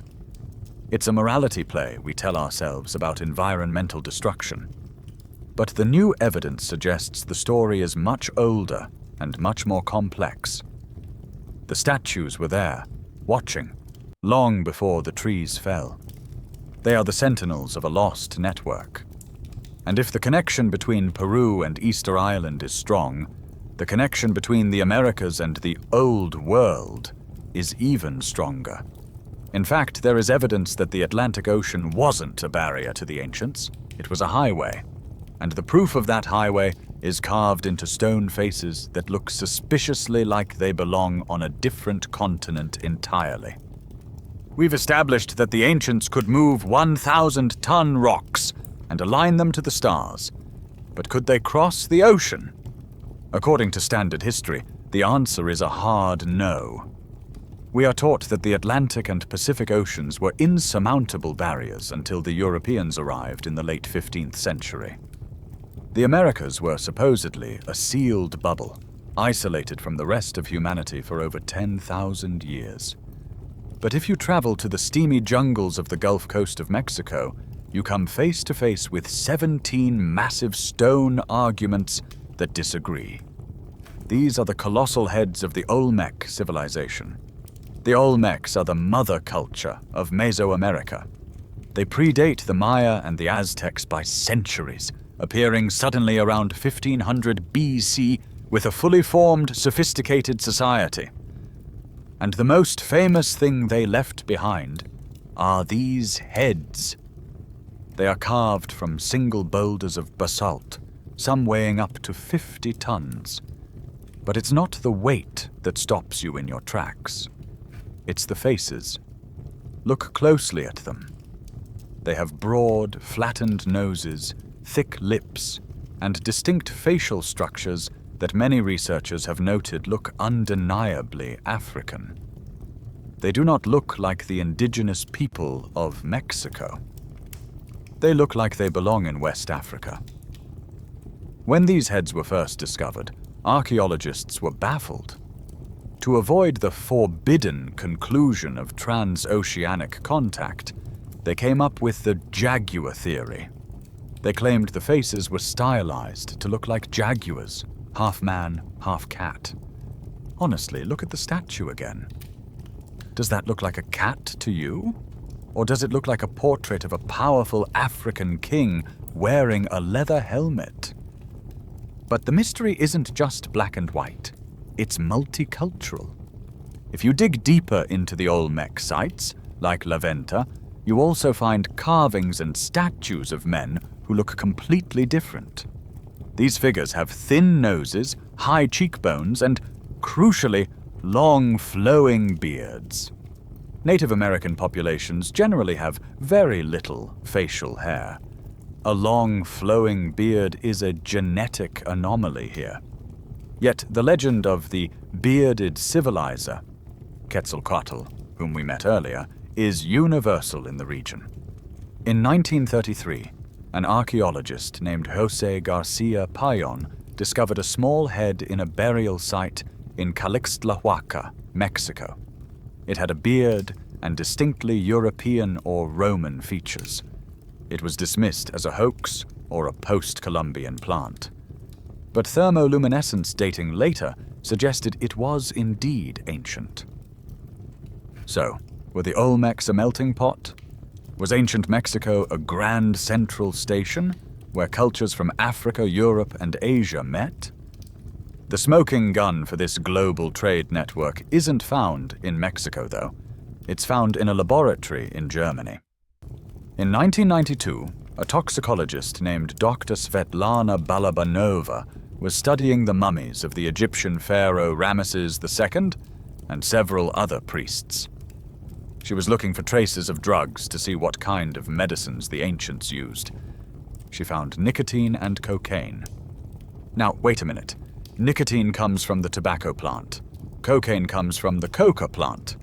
Both of these plants are native to the Americas. They did not exist in the Old World until after Columbus returned from his voyage in 1492. Finding cocaine in a 3,000-year-old Egyptian mummy is like finding an iPhone in a medieval castle. It's an impossible artifact. The academic community reacted with predictable fury. They accused Balabanova of contaminating the samples. They claimed the mummies must have been faked. They suggested that maybe Old World tobacco existed and went extinct, a convenient, evidence-free theory. But Balabanova held her ground. She tested more mummies. She found the same results. The cocaine was absorbed into the hair shafts and bones, meaning the person had consumed it during their lifetime. It wasn't just sprinkled on them later. If the Egyptians had access to coca leaves, it implies a trade route. It implies that someone was sailing back and forth across the Atlantic, bringing medicinal plants from the Amazon to the Nile, thousands of years before the Vikings or Columbus.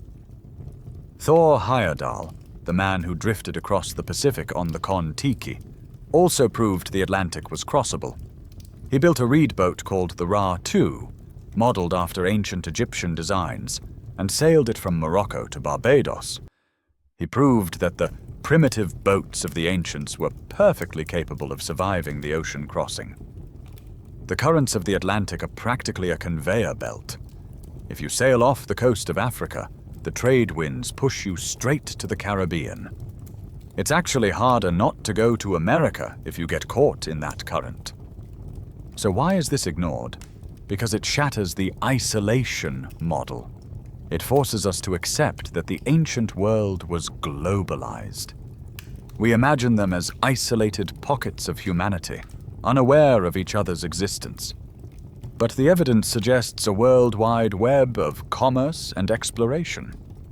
The Olmec heads, the bearded statues, and the cocaine mummies are the receipts of this trade. And if they were trading goods, they were trading ideas. This explains why we find pyramids in Egypt and pyramids in Mexico. It explains the shared flood myths. It explains the similar constellations. But while these civilizations were masters of the globe, there is a deeper, darker layer of history that they themselves might have been studying.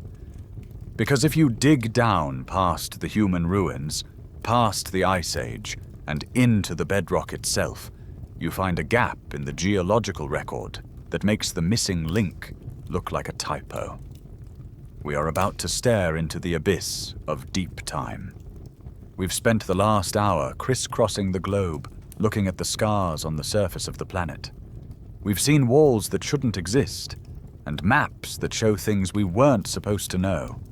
But now, I want you to stop looking at the map and start looking at the clock. And not just the clock on the wall, I mean the geological clock.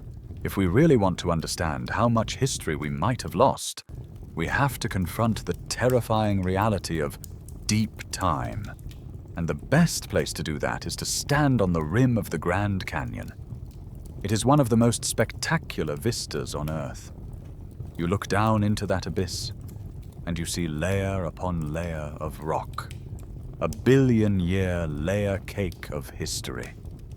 We are taught that these layers are a perfect, unbroken record of the Earth's past. Bottom is old, top is new, everything in between is a neat chronological chapter. But if you hike down to the bottom, to the inner gorge where the Colorado River touches the basement rock, you run into a geological crime scene. Geologists call it the Great Unconformity. You can literally put your finger on a line in the rock. Below your finger is metamorphic granite that is roughly 1.7 billion years old. Above your finger is a layer of sandstone that is roughly 500 million years old. Do the math. That is a gap of 1.2 billion years. The rock layers that should be there, the layers representing more than 25% of the Earth's entire history, are simply gone.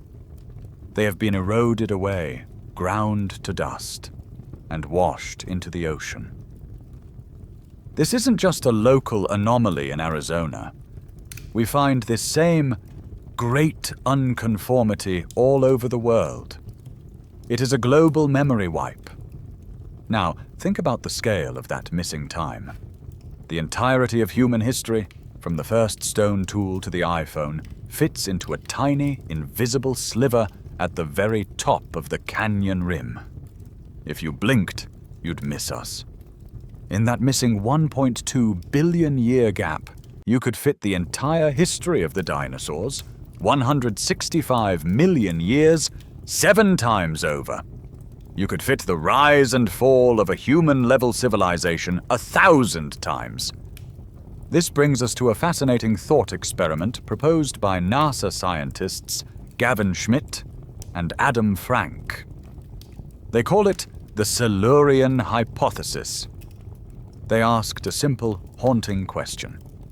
If an industrial civilization had existed on Earth hundreds of millions of years ago, would we be able to find it? If we really want to understand how much history we might have lost, we have to confront the terrifying reality of deep time. And the best place to do that is to stand on the rim of the Grand Canyon. It is one of the most spectacular vistas on Earth. You look down into that abyss, and you see layer upon layer of rock, a billion-year layer cake of history. We are taught that these layers are a perfect, unbroken record of the Earth's past. Bottom is old, top is new, everything in between is a neat chronological chapter. But if you hike down to the bottom, to the inner gorge where the Colorado River touches the basement rock, you run into a geological crime scene. Geologists call it the Great Unconformity. You can literally put your finger on a line in the rock. Below your finger is metamorphic granite that is roughly 1.7 billion years old. Above your finger is a layer of sandstone that is roughly 500 million years old. Do the math. That is a gap of 1.2 billion years. The rock layers that should be there, the layers representing more than 25% of the Earth's entire history, are simply gone. They have been eroded away, ground to dust, and washed into the ocean. This isn't just a local anomaly in Arizona. We find this same great unconformity all over the world. It is a global memory wipe. Now, think about the scale of that missing time. The entirety of human history, from the first stone tool to the iPhone, fits into a tiny, invisible sliver at the very top of the canyon rim. If you blinked, you'd miss us. In that missing 1.2 billion year gap, you could fit the entire history of the dinosaurs, 165 million years, 7 times over. You could fit the rise and fall of a human-level civilization 1,000 times. This brings us to a fascinating thought experiment proposed by NASA scientists Gavin Schmidt and Adam Frank. They call it the Silurian hypothesis. They asked a simple, haunting question. If an industrial civilization had existed on Earth hundreds of millions of years ago, would we be able to find it? Our instinct is to say, of course, we'd find their cities, their roads, their statues. But the great unconformity laughs at that idea. If the rock layer itself is gone, the fossil record is gone. You can't find a buried city if the ground it was buried in has been turned into sand and scattered across the ocean floor. But even if the rock survived, would the artifacts? We think of our civilization as permanent because we build with plastic, steel, and concrete. But the Earth is chemically aggressive. In a few million years, moisture and oxygen will rust your steel into nothing. Concrete will dissolve or be crushed back into limestone. Plastic, as annoying as it is now, eventually breaks down into polymers and gets eaten by bacteria or buried and compressed into oil. Schmidt and Frank concluded that after a few million years, let alone a few hundred million, there would be zero visible traces of our society on the surface. No Statue of Liberty, no Great Wall of China. So, what would be left? We would have to look for chemical signatures. We would look for strange spikes in the geological record. We might see a sudden layer of carbon-12 from burning massive amounts of fossil fuels. We might find a layer of nitrogen from fertilizer runoff. We might find a layer of radioactive isotopes from nuclear tests or accidents. And here is the spooky part. We do find these spikes. Throughout the geological record, there are moments like the Paleocene-Eocene thermal maximum, PETM, roughly 56 million years ago, where the planet's temperature spiked, and carbon flooded the atmosphere in a way that looks suspiciously like our current industrial output. Is it proof of a lizard people civilization driving SUVs? No. It's likely a massive volcanic event or a methane release. But the point is, we can't tell the difference. A natural catastrophe and an industrial catastrophe look almost identical in the rock record after 50 million years. This realization changes how we view the planet. We are not the landlords of Earth. We are just the current tenants. The Earth is a recycling machine. Through the process of plate tectonics, it slowly swallows its own crust, melts it down in the mantle, and spits it back out as fresh lava. It is a document shredder that runs 24/7. If a civilization existed during the Carboniferous period, 300 million years ago, lived for 10,000 years, and then died out, the likelihood of us finding a physical artifact from them is statistically zero. Unless they made something out of a material that doesn't degrade.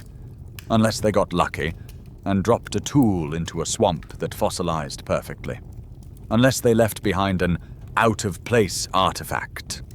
An OOPART. Science hates OOPARTs. They are the glitches in the matrix. They are the objects that show up in coal seams or solid rock that absolutely should not be there. Most of them are dismissed as hoaxes or natural oddities, but there are a few that are so stubborn, so baffling, that they refuse to be explained away. And one of them was found in London, but not the London you're thinking of. When we talk about out-of-place artifacts, or OOPARTs, the scientific community usually rolls its collective eyes. And to be fair, 90% of these things are hoaxes or misunderstandings. People see a rock that looks like a face and scream, "Ancient alien!" Or they find a spark plug from a 1920s Ford Model T encased in hard mud and claim it's a prehistoric microchip. But then there is the other 10%. The ones that don't go away. The ones that make you stare at the ceiling at 3 a.m., trying to reconfigure your understanding of reality. Let's take a trip to London. Not the one with Big Ben, but the tiny town of London, Texas. In June 1936, a couple named Max and Emma Hahn were out for a walk along Red Creek. They spotted a strange piece of loose rock with a piece of wood protruding from it. It looked odd, so they took it home. A decade later, their son cracked the rock open with a chisel.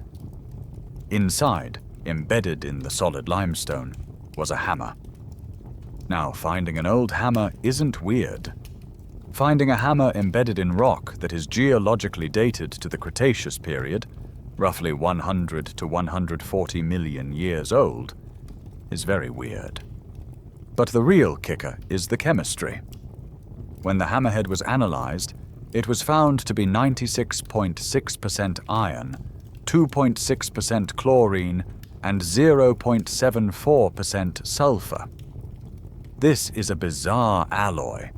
It contains no carbon, which is standard in modern steel, and a significant amount of chlorine.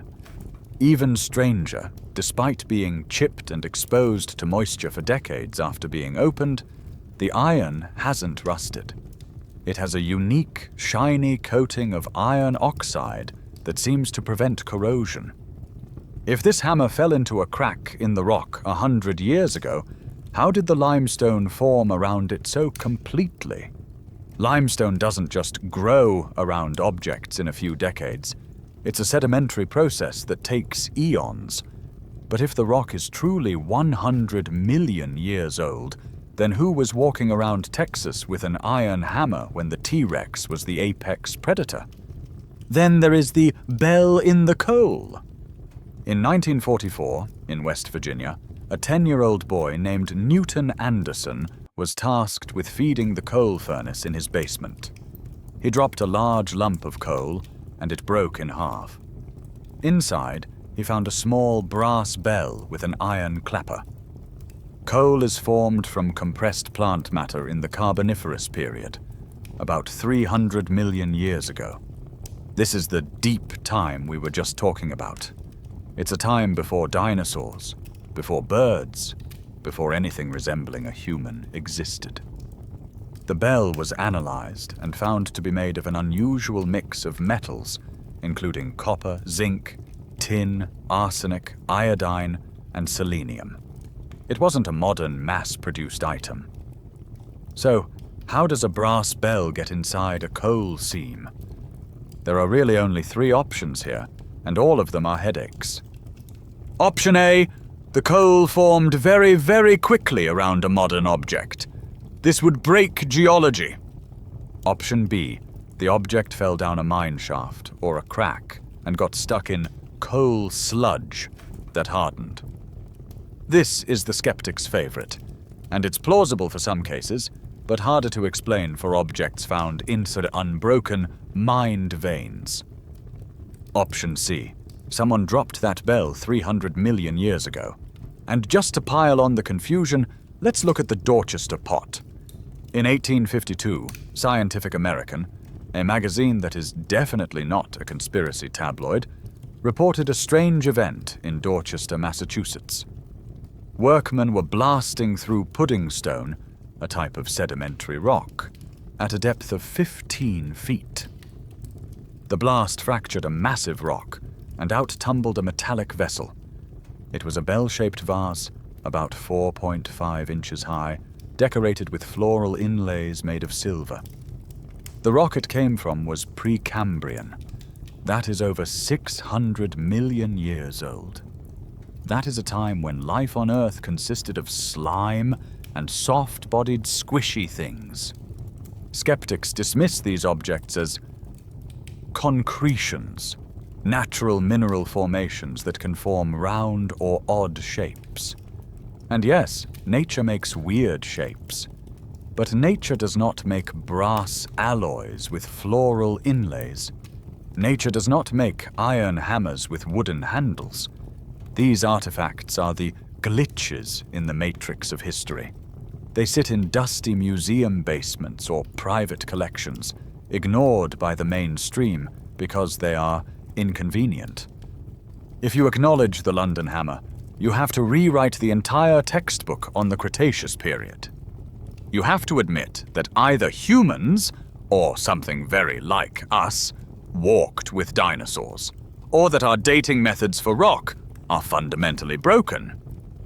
Most scientists choose to ignore the anomaly rather than break the paradigm.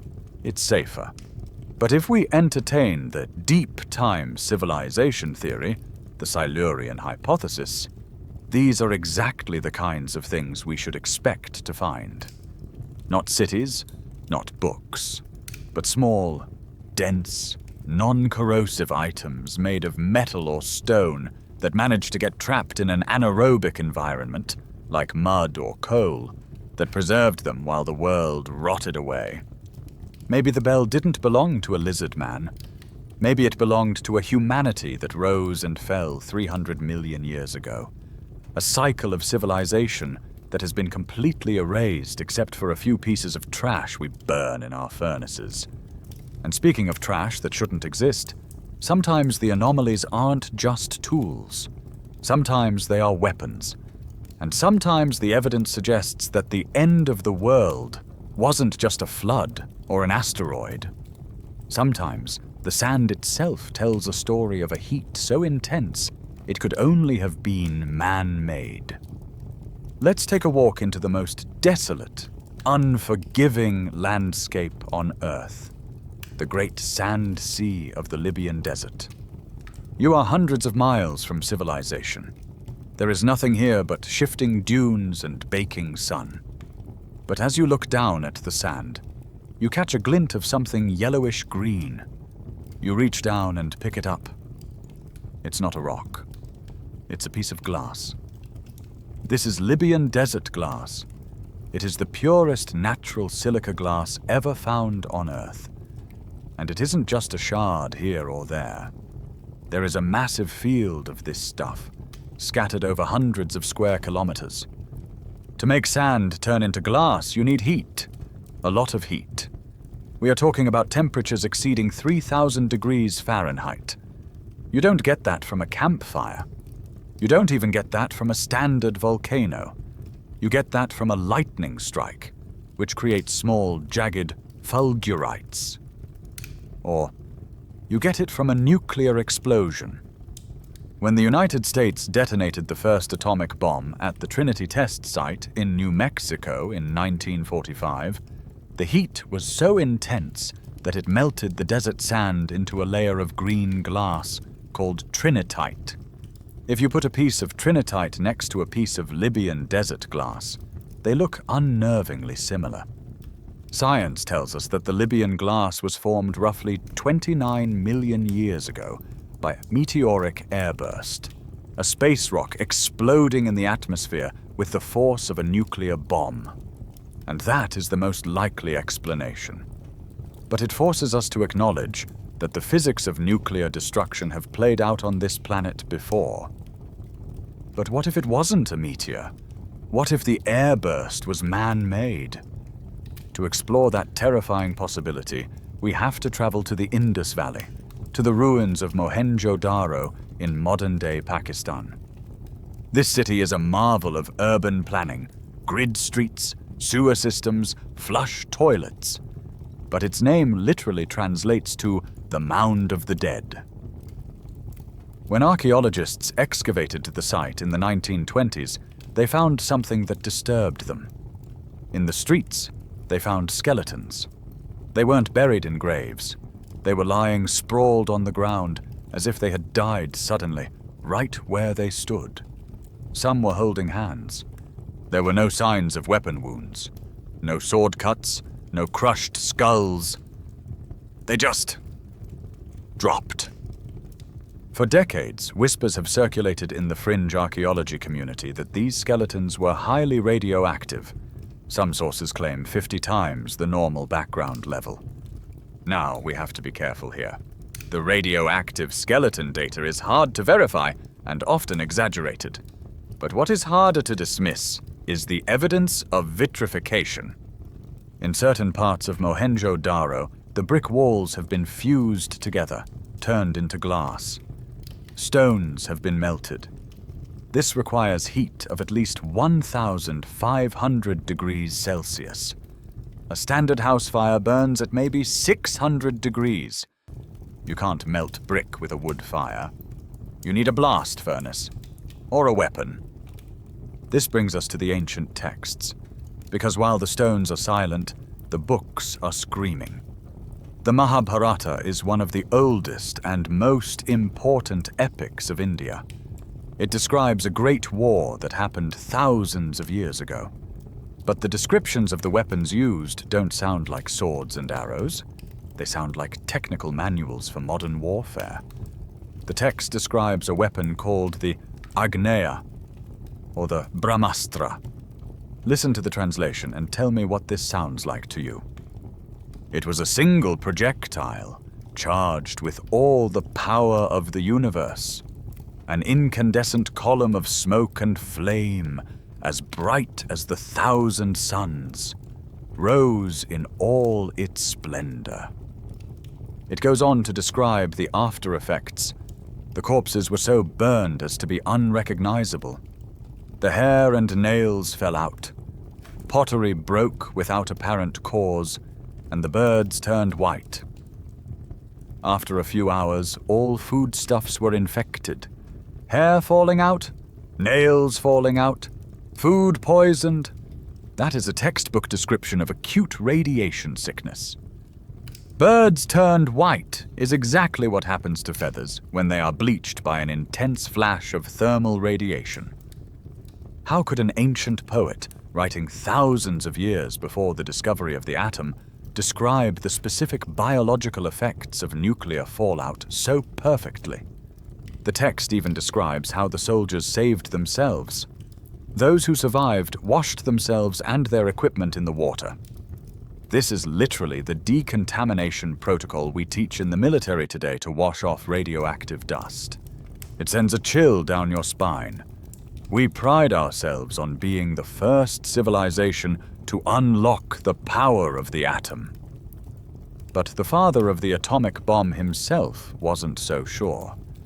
J. Robert Oppenheimer, the brilliant physicist who led the Manhattan Project, was a student of Sanskrit. He read the Mahabharata and the Bhagavad Gita in the original language. 7 years after the Trinity test, Oppenheimer was giving a lecture at a university. A student raised his hand and asked a strange question. "Sir, was the bomb exploded at Alamogordo the first one to be detonated?" Oppenheimer paused. He looked at the student and said, "Well, yes, in modern times." That is a heavy sentence. In modern times. Oppenheimer knew exactly what the ancient text said. He famously quoted the Gita after the test.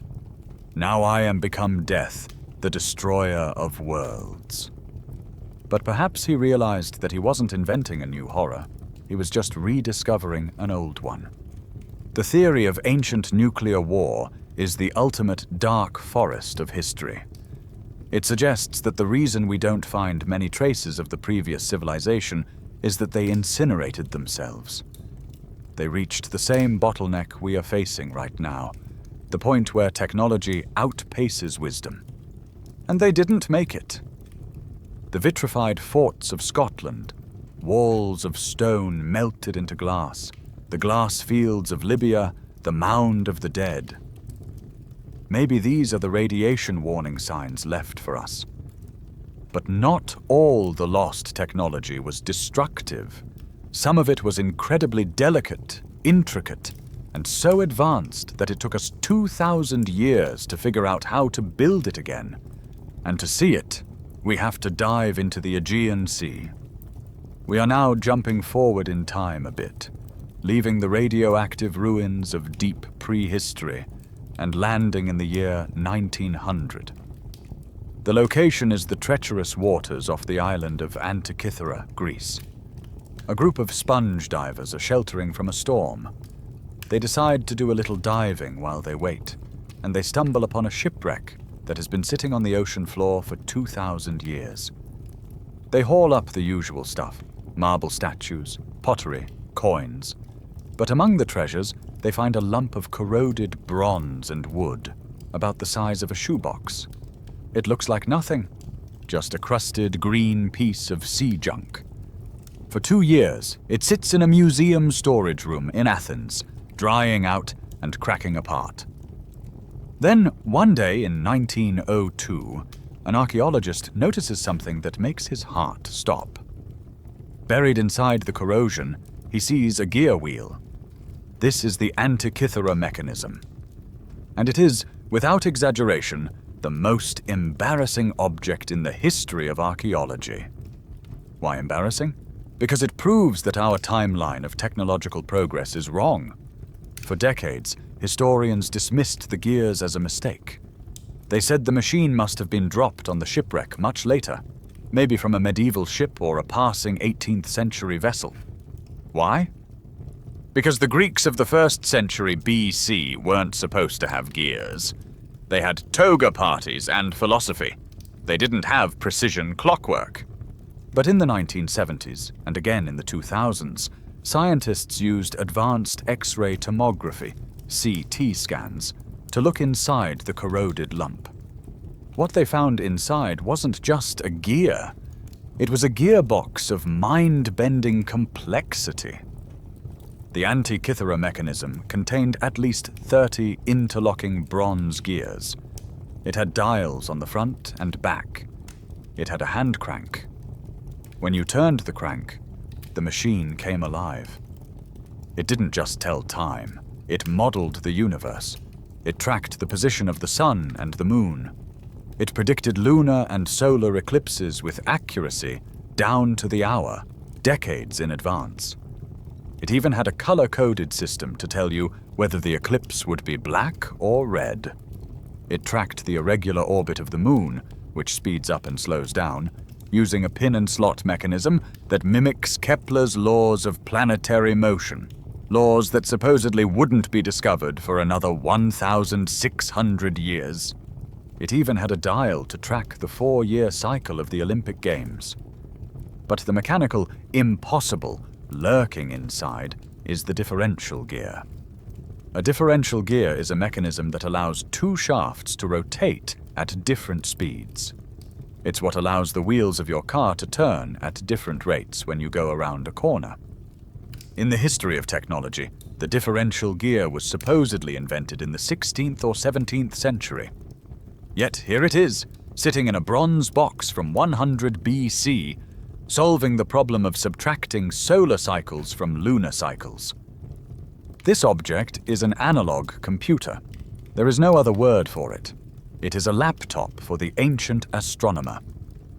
Now here is the logic trap that mainstream history falls into.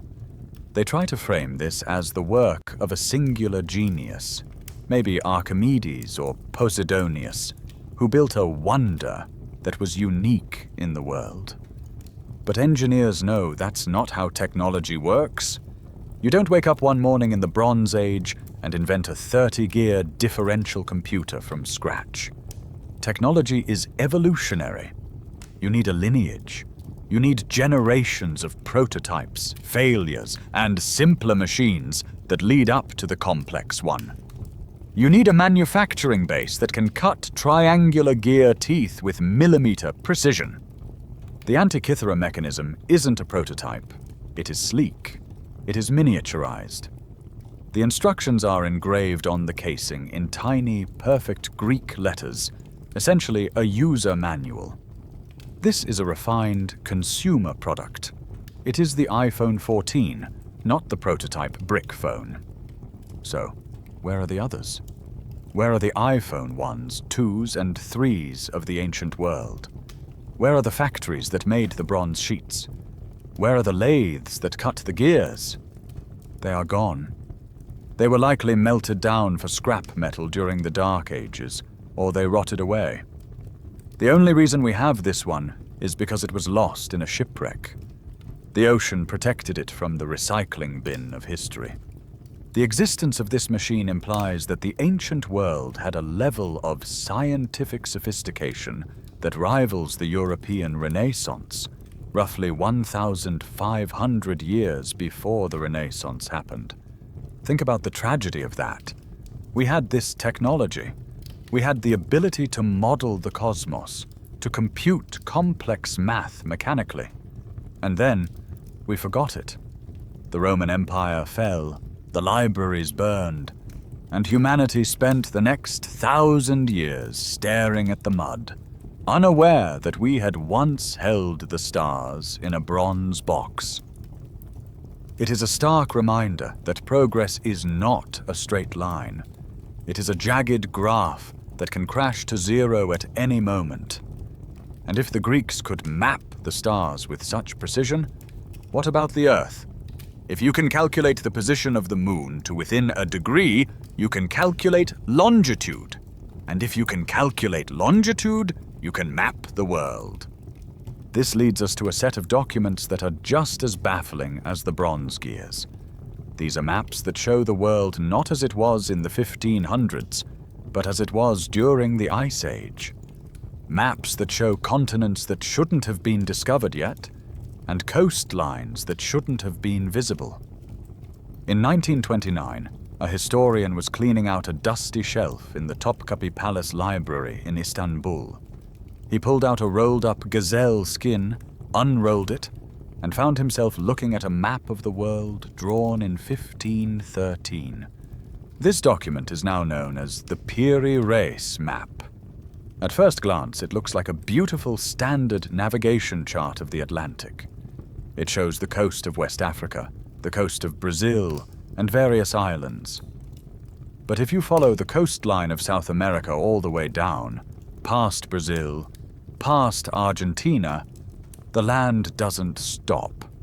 It curves eastward, connecting South America to a massive landmass in the south. That southern landmass shouldn't be there. Antarctica wasn't officially discovered until 1820, more than 300 years after Piri Reis drew this map. Now, skeptics will immediately jump in and say, "Oh, that's just Terra Australis Incognita." It was common for medieval cartographers to draw a hypothetical continent at the bottom of the world to balance out the land in the north. They were just guessing. But Piri Reis wasn't guessing. He was an admiral in the Ottoman Navy. He was a man of war and precision, not a fantasy artist. And crucially, he left notes in the margins of the map explaining exactly where he got his information. He writes, quite clearly, that he did not survey these lands himself. He claims to have compiled this map from 20 older source maps, some of which dated back to the time of Alexander the Great, and others that were drawn by 4 Portuguese infidels. He even mentions using maps used by Christopher Columbus. Piri Reis was essentially admitting, "I am just a copy machine. I am aggregating older data." And that is where the lucky guess theory falls apart. Because when the US Air Force looked at this map in the 1960s, specifically the Reconnaissance Technical Squadron, they noticed something that sent a shiver through the intelligence community. The southern coastline on the Piri Reis map doesn't look like the Antarctica we see today. Today, Antarctica is a blob of ice that extends miles out into the ocean. Ice shelves. The map shows a coastline with bays, inlets, and river mouths. In 1949, a joint British-Swedish expedition conducted seismic surveys of Queen Maud Land in Antarctica, using sonar to see through the mile-thick ice cap to the bedrock below. The profile of the subglacial bedrock matched the Piri Reis map almost perfectly. This implies the impossible. It implies that the source maps Piri Reis used were drawn before the ice covered that part of Antarctica. Geologists tell us that the last time Queen Maud Land was ice-free and open to the ocean was likely at least 6,000 years ago, and possibly as far back as 100,000 years ago, depending on which climate model you trust. So, who was flying a survey plane or sailing a mapping ship around Antarctica 6,000 years ago with the mathematical ability to calculate longitude? And the Piri Reis map isn't the only offender. In 1531, a French cartographer named Oronteus Finaeus drew a map of the world. It depicts Antarctica with terrifying accuracy, showing the Ross Sea, which is currently hidden under a massive ice shelf. But Oronteus didn't draw ice. He drew mountain ranges and rivers flowing into the sea. Modern radar scans of the continent have confirmed that these mountain ranges actually exist, buried deep under the ice. The rivers correspond to the path of massive glaciers that flow through the subglacial valleys today. Someone saw those mountains when they were naked rock. Someone watched those rivers flow. In the 1960s, a professor named Charles Hapgood compiled all this evidence into a book called Maps of the Ancient Sea Kings. He argued that these maps were fragments of a global survey conducted by a lost maritime civilization, the same people who likely built the megaliths. Hapgood sent his work to none other than Albert Einstein. Now, you'd expect Einstein to laugh this off as pseudoscience, but he didn't. Einstein actually wrote the foreword to Hapgood's book. He was fascinated by the idea. He wrote that Hapgood's arguments were extraordinarily interesting, and that if the crust of the Earth had indeed shifted, a theory Hapgood proposed to explain the sudden freezing of Antarctica, it would explain the mystery. Hapgood's crustal displacement theory, the idea that the Earth's outer shell can slip over the mantle like a loose skin on an orange, moving a continent from a temperate zone to a polar zone in a short time, has been largely rejected by modern geology in favor of plate tectonics, which is much slower. But you don't need the crust to slip to explain the maps. You just need the timeline to be wrong. If a sophisticated civilization existed during the Ice Age, around 12,000 years ago, sea levels were lower, and parts of Antarctica might have been more accessible. If these people were the master navigators we suspect they were, remember the Great Circle alignment, they would have mapped the entire globe. When their civilization fell, the maps were saved. They were copied, recopied, and passed down through the Library of Alexandria to Constantinople, eventually landing on the desk of a Turkish admiral who had no idea what he was looking at. He thought he was just drawing a southern continent. He didn't realize he was preserving the last visual record of a lost world. The existence of accurate longitude on these maps is the final nail in the coffin of the primitive narrative. To calculate longitude, your east-west position, you need a precise chronometer, clock, to compare local time with a fixed time. We didn't invent a clock accurate enough to do this at sea until John Harrison in the 18th century. Before that, sailors just guessed and hoped they didn't hit a reef.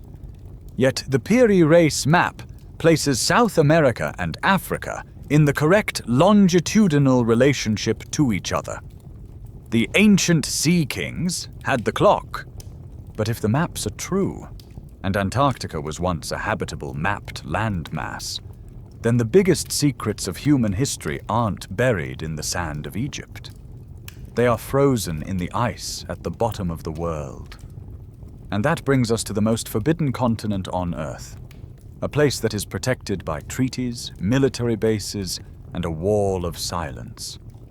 So if the maps are telling the truth, if Piri Reis and Oronteus Phineus weren't just hallucinating while drawing coastline, then geology should back them up.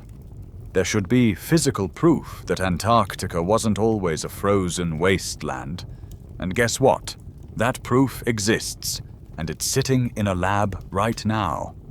In 2017, a team of researchers drilled down into the seafloor off the coast of West Antarctica.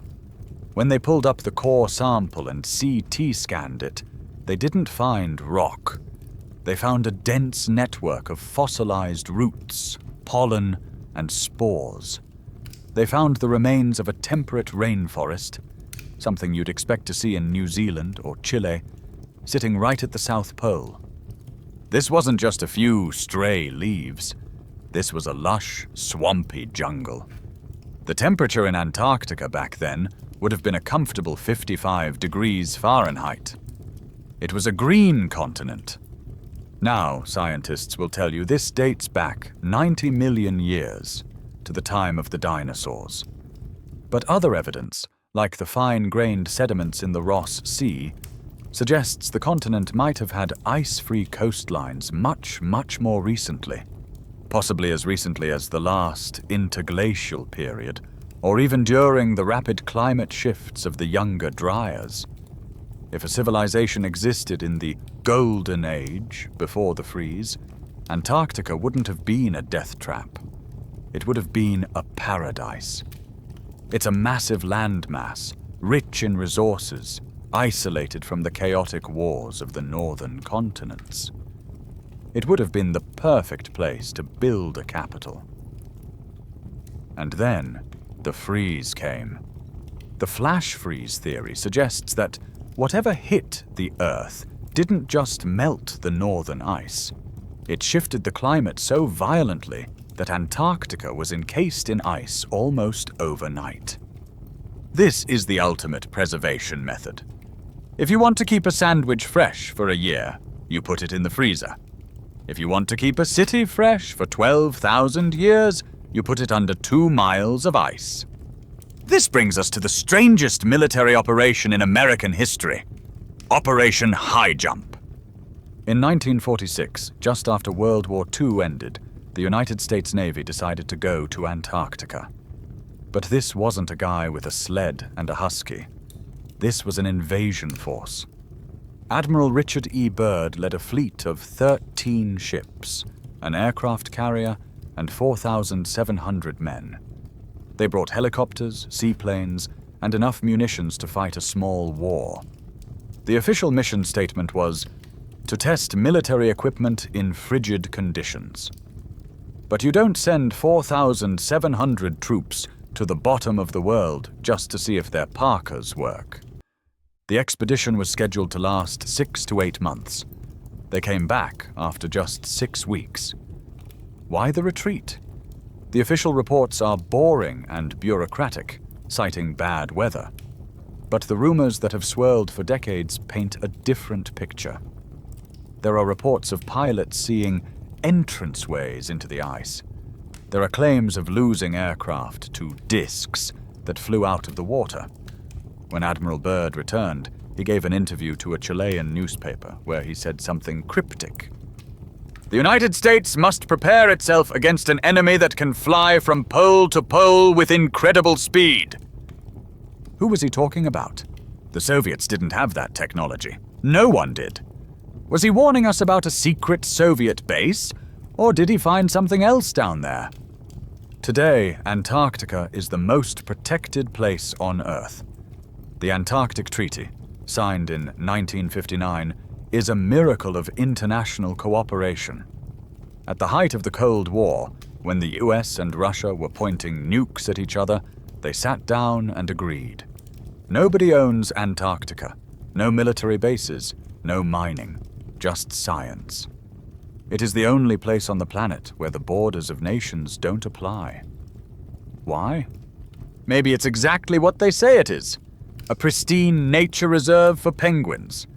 Or maybe it's a quarantine zone.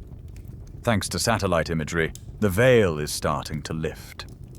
Every few years, internet archaeologists scouring Google Earth spot something weird in the snow. A pyramidal structure emerging from a melting glacier. A perfect rectangular entrance on the side of a mountain.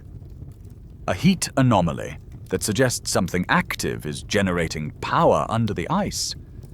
Most of these turn out to be pareidolia, our brains seeing shapes in shadows and rocks. But the sheer volume of them keeps the mystery alive. Think about the logic of the survivors. If you knew a cataclysm was coming, and you had high technology, where would you go? You might go underground, Derinkuyu. You might go to the highest mountains, Peru. Or you might go to the one place where the ice would protect your legacy forever. The Piri Reis map shows us the coastline before the ice. The modern radar shows us the mountains under the ice. The two match. This implies that someone was there. And if they were there, they built things. We have explored less than 1% of the sub-glacial landscape of Antarctica. There are lakes down there, like Lake Vostok, that have been sealed off from the atmosphere for 15 million years. The water is liquid because of geothermal heat. It is a completely alien ecosystem right here on Earth. If there is a lost city of Atlantis, it's probably not under the water. It's under the ice. It is sitting there, perfectly preserved, waiting for the day the thaw comes to reveal it. But while the ice holds one secret, the oceans hold thousands more. Because when the ice sheets of the north melted 12,800 years ago, all that water had to go somewhere. It poured into the oceans, raising sea levels by 400 feet. And in that violent rising, millions of square miles of habitable land, the most prime real estate on the planet, vanished beneath the waves. We've looked under the sand, and we've peered under the ice. Now we need to take a deep breath, a very deep breath, and go underwater. When the ice sheets melted 12,800 years ago, the oceans didn't just rise a few inches. They swallowed over 10 million square miles of land. To put that in perspective, that is roughly the size of Europe and China combined. The most habitable, fertile land on Earth, the coastal shelves where humans have always preferred to live, was erased from the map. If you want to find the missing chapter of human history, you shouldn't be digging in the desert. You should be scuba diving. Let's start in India, off the coast of Gujarat. For thousands of years, Hindu texts like the Mahabharata told the story of Dwarka, the glorious city of Lord Krishna. It was described as a city of gold, a metropolis of immense wealth and stunning architecture. According to the legend, when Krishna left the earth, the ocean rose up and swallowed the city in a single day. For centuries, historians patted the locals on the head and said, "That's a lovely fairy tale." They treated Dwarka exactly like they treated Troy before Heinrich Schliemann dug it up, as pure metaphor. Then, in roughly 2000, divers from India's National Institute of Ocean Technology were doing pollution surveys in the Gulf of Kambat. They weren't looking for history, they were checking water quality. But their sonar picked up something that looked suspiciously like a city. They sent down cameras and dredgers. What they found turned the fairy tale into a breaking news story. Lying 120 feet underwater are the ruins of a massive city. We are talking about a 5-mile-long stretch of structures. There are geometric foundations, walls, and what look like granaries and drainage systems. The depth is the key here. For a city to be built at that location, on dry land, the sea level had to be much lower. Geology tells us the last time the sea was that low was before the end of the last ice age, roughly 9,000 to 12,000 years ago. One artifact dredged up was a piece of wood that was carbon dated to 7,500 BC. That is 5,000 years older than the supposed start of Indian civilization. It implies that while our history books say humans were hunting with spears, there was a massive metropolis off the coast of India that was eventually drowned by the rising post-glacial seas. The myth was a memory. Now, let's swim east to the coast of Japan. In 1987, a dive tour operator named Kihachiro Aratake was looking for new spots to take tourists to see hammerhead sharks off the island of Yonaguni. He swam a bit off course and saw something that made him forget about the sharks entirely. Rising from the ocean floor was a massive stone monument. Shutterstock. This is the Yonaguni Monument. It looks like a step pyramid or a massive terrace carved out of the bedrock. It is 165 feet long and 65 feet wide. It has sharp, right-angled edges, flat terraces, and vertical walls. There is a section that looks like a loop road, and another that looks like a pool with a drainage channel. Geologists, led by Robert Schoch, the same guy who dated the Sphinx, have looked at it. Schoch is cautious here.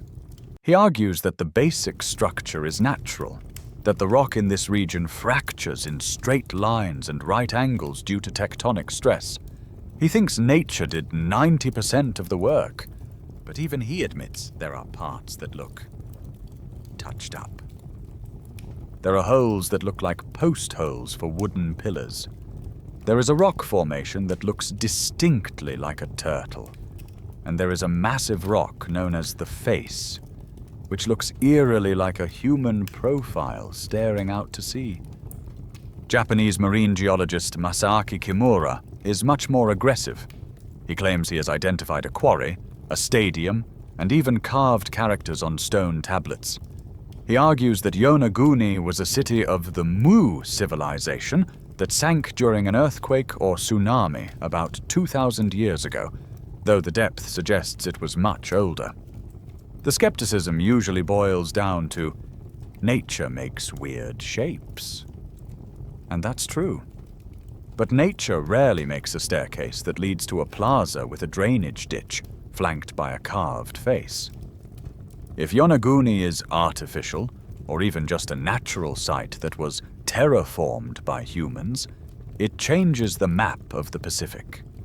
It connects to the Jomon culture of Japan, which had some of the earliest pottery in the world. It suggests that the Pacific Rim was a highway of culture that got cut off when the water rose. And this story of sunken lands isn't unique to Asia. In southern India, the Tamil people speak of Kumari Kandam, a vast continent that once existed to the south of India, connecting it to Madagascar and Australia. They claim it was the cradle of Tamil culture, ruled by the Pandyan kings for 10,000 years, until the sea ate the land. We usually dismiss these as Atlantis clones. But when you look at a bathymetric map, a map of the ocean floor, you see that the continental shelves do extend far to the south. During the Ice Age, Sri Lanka was connected to India. The islands of Indonesia were all part of one massive landmass. We are a terrestrial species. We are biased toward the land. We assume that if we haven't found the evidence on the ground, it doesn't exist. But we have explored less than 5% of the ocean floor. We know the surface of Mars better than we know the continental shelves of our own planet. Marine archaeology is difficult, dangerous, and expensive. You can't just dig a hole. You need ships, submersibles, and sonar. But every time we do look, we find something. In the Black Sea, we found perfectly preserved wooden ships and coastlines that suggest a sudden, violent flood, likely the inspiration for the Noah story. In the Mediterranean, we found the city of Thonis Herakleion, sleeping in the mud. The time gap we are looking for is hidden in the water gap. The survivors of the Ice Age didn't vanish into thin air. They vanished into deep water. Their cities, their ports, and their libraries are down there, covered in silt and coral. And speaking of massive land masses that vanished, there is one specific region that was a true continent during the Ice Age, a tropical paradise twice the size of India that is now mostly underwater. This is the real Garden of Eden, and it's the mostly likely candidate for the true Atlantis. When we talk about a lost continent that sank beneath the waves, everyone's mind immediately jumps to Atlantis. And thanks to Plato and 1,000 terrible sci-fi movies, we usually picture this lost land somewhere in the middle of the Atlantic Ocean, roughly between New York and London. But if you look at the geology of the Atlantic seafloor, there is a problem. There isn't a missing continent there. There is the Mid-Atlantic Ridge, which is a mountain range, but there is no massive sunken landmass that could have supported a civilization. However, if you spin the globe to the other side, to Southeast Asia, you find something very different. You find the ghost of a continent that was very real, very massive, and is now very much underwater. Geologists call it Sundaland. Today we know this region as the jagged archipelago of Indonesia, Malaysia, the Philippines, and the islands of Borneo and Sumatra. It looks like a shattered puzzle. But if you lower the sea level by 400 feet, which is exactly where it was during the last Ice Age, that water disappears. All those islands connect. The shallow South China Sea becomes a vast, fertile plain.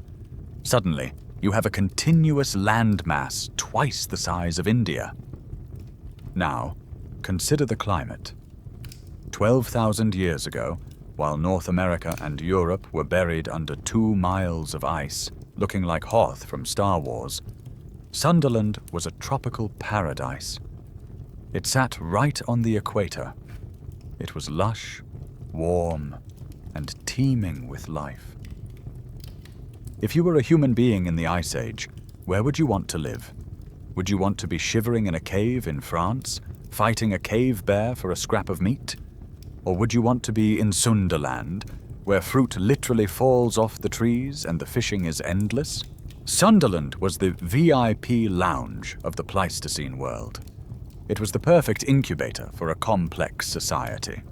High population density, easy resources, and a stable climate. These are the exact ingredients you need to cook up a civilization. But then, the ice melted. When those meltwater pulses hit, Sundaland suffered more than anywhere else on Earth.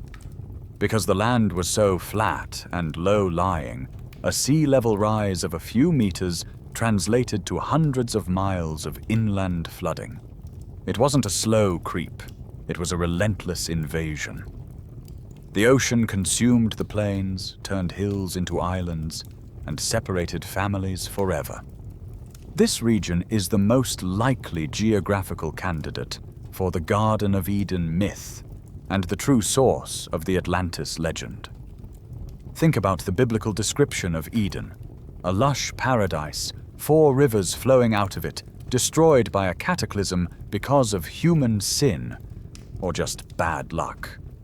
Plato's description of Atlantis mentions a plain surrounded by mountains, rich in minerals and elephants. Guess where elephants lived in the Ice Age, Sundaland? But the most compelling evidence isn't in the Bible or Plato, it's in our DNA. Dr. Stephen Oppenheimer, a geneticist and expert in human migrations, proposed the out-of-Sundaland theory. He tracked rare genetic markers and found a massive explosion of migration radiating out of Southeast Asia roughly 10,000 to 14,000 years ago. The genetic lines point everywhere. Some went north into China. Some went east into the Pacific, becoming the Polynesians. Some went west into India. And curiously, some markers even show up in the Near East and Egypt. This aligns perfectly with the flood timeline. As the water swallowed their continent, the Sundalanders, who were likely excellent mariners because they lived in a world of rivers and coasts, jumped in their boats and fled. They became the refugees of the Golden Age. When they landed on the shores of India, they brought the story of the Great Flood, the Manu myth. When they landed in Mesopotamia, they became the Oan's figures, the fishmen who came from the sea to teach civilization. They weren't gods, they were just people who had lost their homes and were trying to rebuild what they could in a hostile new world. This explains the instant civilization problem. If the refugees from Sundaland arrived in Sumer or Egypt carrying the knowledge of agriculture, astronomy, and masonry, it would look like magic to the locals. It explains why the architectural styles, pyramids, megalithic walls, are so similar globally. They are all echoes of the same drowned mother culture. It also explains the mystery of the Austronesian expansion. We know that the people of this region were the greatest navigators in history. They colonized the Pacific Ocean using outrigger canoes and star charts. Is it so hard to believe their ancestors might have sailed to South America or Africa? Sundaland is the missing piece of the puzzle. It provides the place for the lost civilization says to exist. A massive, resource-rich continent that completely vanished. It provides the motive for the global diaspora, the rising sea. And it provides the mechanism for the myths, a traumatic, species-level memory of a paradise drowning in water. But as these refugees scattered across the globe, they might have encountered something else. Or rather, someone else. Because according to the fossil record and the oral traditions of every tribe on Earth, we weren't the only human species walking around back then, and some of the others were big. If you want to get a mainstream archaeologist to stop talking to you immediately, Just ask them about the giants. It is the third rail of history. Mentioning the idea that a race of exceptionally large humans once walked the Earth is a surefire way to be labeled a conspiracy theorist and laughed out of the room. But here is the awkward thing. The newspapers didn't always think so. If you go to the archives of the New York Times, the Chicago Tribune, or almost any local American newspaper from the mid-1800s to the early 1900s, you will find hundreds of reports of giant skeletons being dug up. We aren't talking about guys who were 6'4" and played basketball. We are talking about skeletons measuring 7, 8, or even 9 feet tall. The reports are oddly specific. They describe double rows of teeth. They describe skulls with massive jawbones that can fit over a normal human's face like a helmet.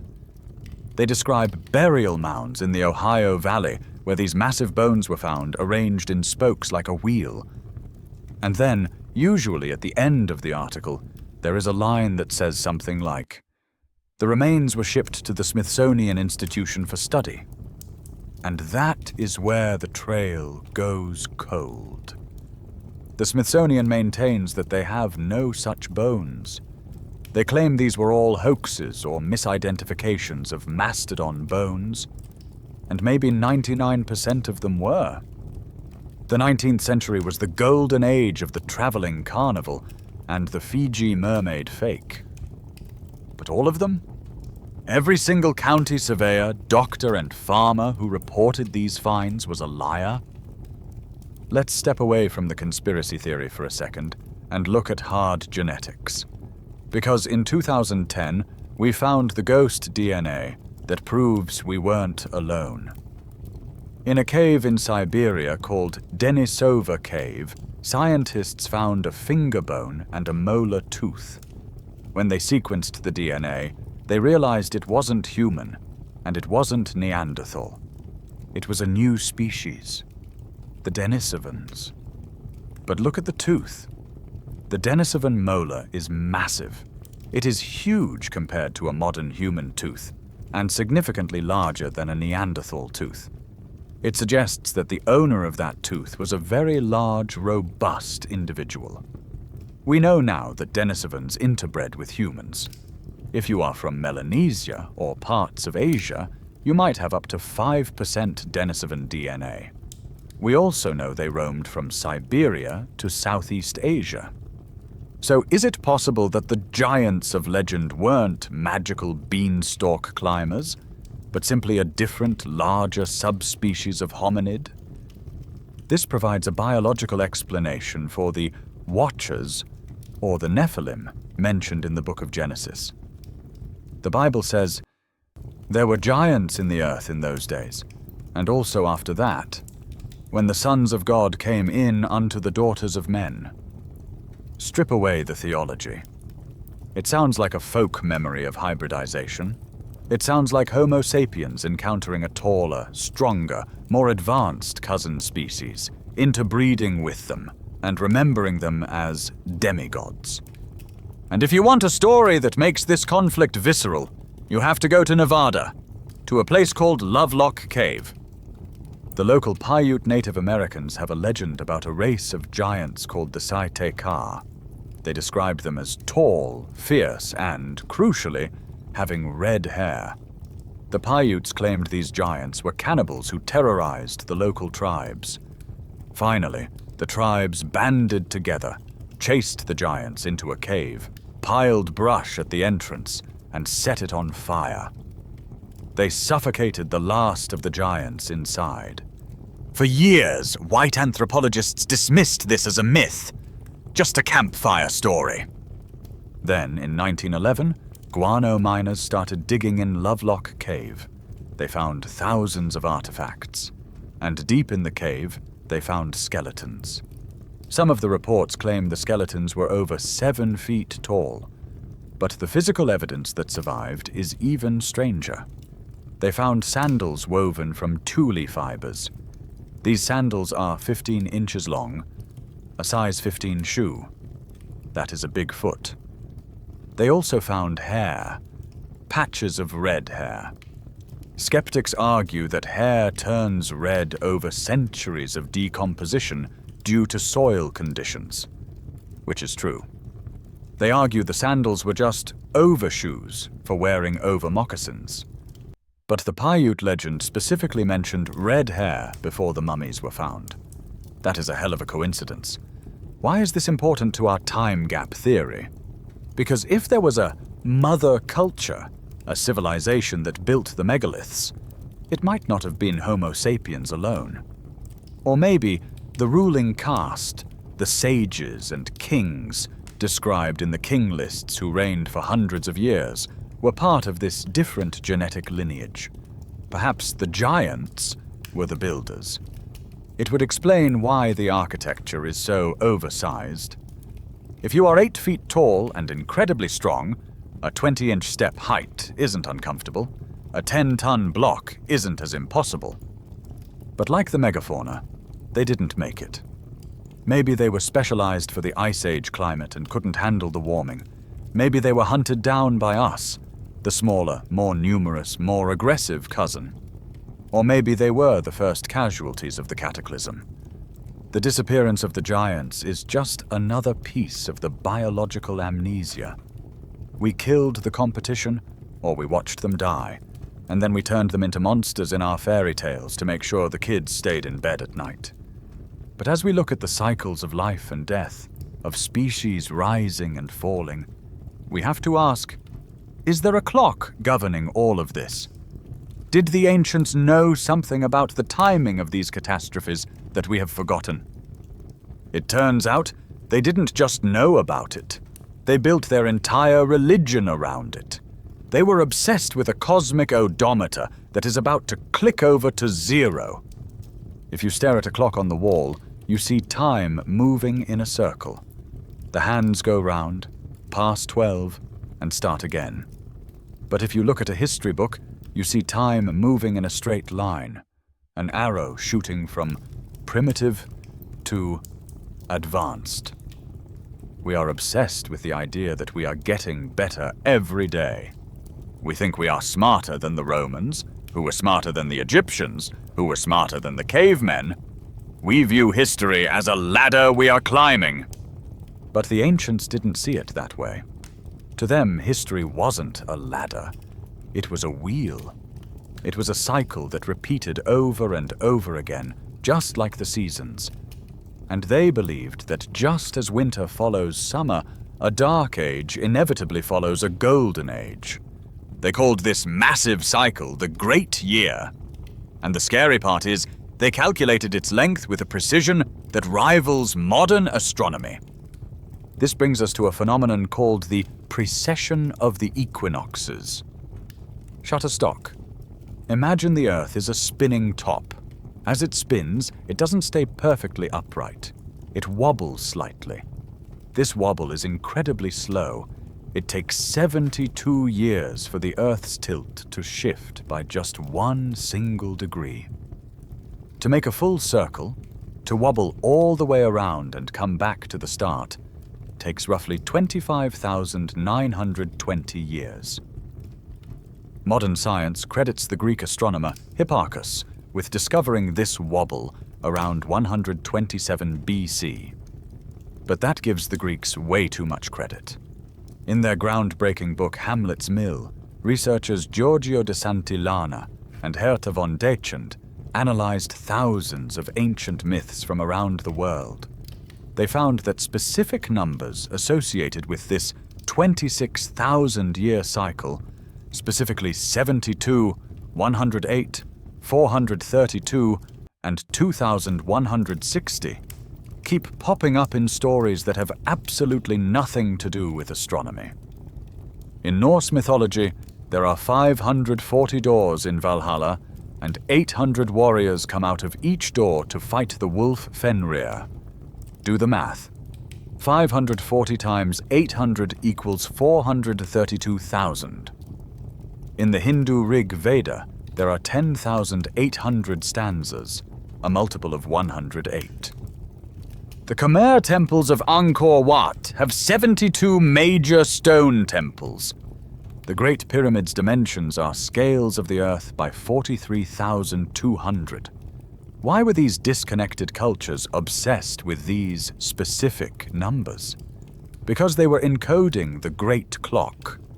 They were trying to tell us that the sky is moving, and when the sky moves, the world changes.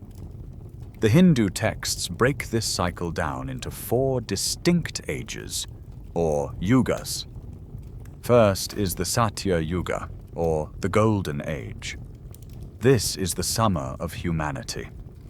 In this age, human lifespan is long, disease is rare, and we are spiritually connected to the universe. We don't need written laws because everyone naturally does the right thing. This is the time of the gods and the megalith builders. This is when we built the pyramids and floated stones with sound. Then comes the Treta Yuga, Silver Age. Mental power declines slightly. We start needing rituals and kings. Then the Dwapara Yuga, Bronze Age. Disease and war appear. Life gets harder. Finally, we hit the Kali Yuga, the Iron Age, the Age of Darkness. According to the texts, the Kali Yuga is the winter of the soul. It is the age of materialism, ignorance, samsara, and strife. In this age, humans are short-lived, physically weak, and mentally limited. We become obsessed with wealth and power. We forget the old sciences of resonance and spirit, and replace them with the crude sciences of combustion and explosion. We destroy nature because we no longer feel connected to it. Sound familiar? Scholars still argue about the exact dates, but many believe we are currently living in the tail end of the Kali Yuga. We are the children of the Dark Age. This model completely flips our understanding of the time gap. The reason we can't replicate the engineering of the Great Pyramid isn't that we haven't figured it out yet. It's because we literally lost the mental capacity to understand it. It would be like a person with severe amnesia trying to remember how to perform quantum physics. But why would our consciousness change with the stars? Some fringe theorists suggest a mechanism involving the binary star theory. They propose that our sun is not alone. It has a dark companion star, perhaps a brown dwarf, that it orbits in a 24,000-year cycle. As we move closer to this companion, or closer to the galactic center, the increased electromagnetic or cosmic radiation affects the human brain, unlocking higher potential, the Golden Age. As we move away into the darkness of deep space, our consciousness dims and we fall asleep, the Iron Age. It sounds wild, but we know that magnetic fields affect the pineal gland and brain chemistry. Is it possible that the fall of man wasn't a moral failure, but an astronomical orbit? The good news is, the wheel keeps turning. The yugas are cyclical. Winter always ends. If the ancient calendar is correct, we are currently in the transition zone. We are waking up from the long, dark slumber of the Kali Yuga. That's why we are suddenly rediscovering these ruins. That's why we are questioning the narrative. The amnesia is beginning to fade. But as the seasons change, the weather gets rough. The transition from winter to spring is rarely smooth.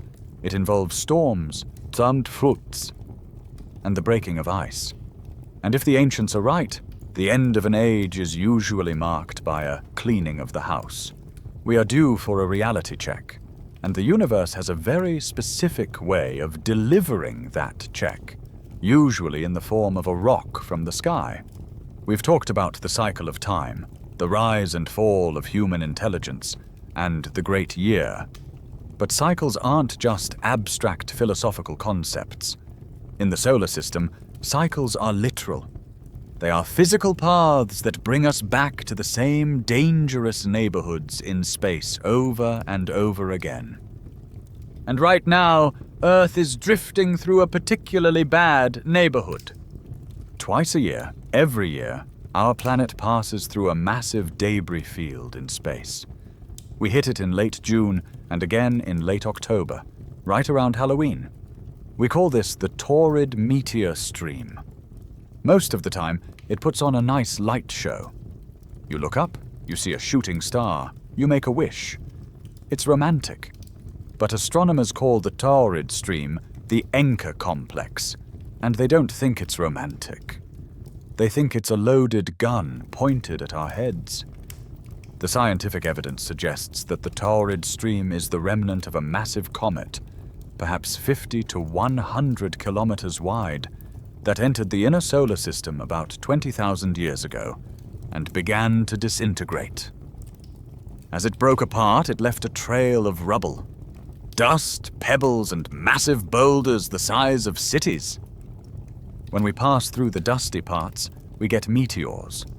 But hidden in that stream are heavier, darker chunks of rock that we can't easily see until they are right on top of us. Many researchers now believe that the Younger Dryas Impact, the event that wiped out the mammoths, burned the world, and reset humanity 12,800 years ago, was caused by Earth slamming directly into a dense cluster of this debris. We didn't just get hit by a random asteroid, we drove our car through a swarm of bees at highway speeds. And here is the terrifying part. We are still driving through it. The ancient cultures didn't have radar, but they knew the schedule. They were obsessed with the sky for a reason.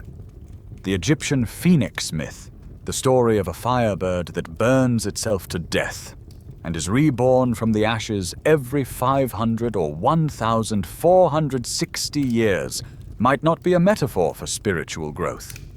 It might be a warning about the return of the debris stream. The phoenix brings fire. It destroys the world. Then the world is reborn. It is a periodic reset button. Historians still argue whether the skyfall myths of the Bronze Age, like the destruction of Sodom and Gomorrah, were localized events or part of this larger cosmic pattern. But the timing is suspicious.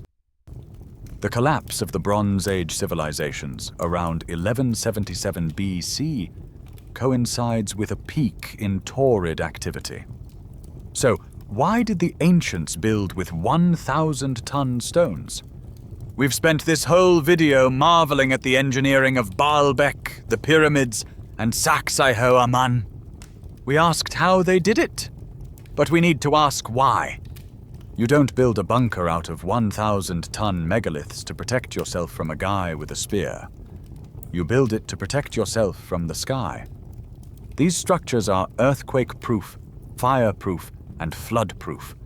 They are the only things on Earth capable of surviving a direct hit from a Tunguska-level airburst.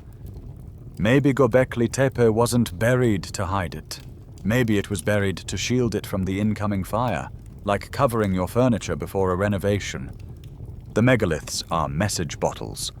They are designed to survive the reset. They are saying, "We were here. We knew math.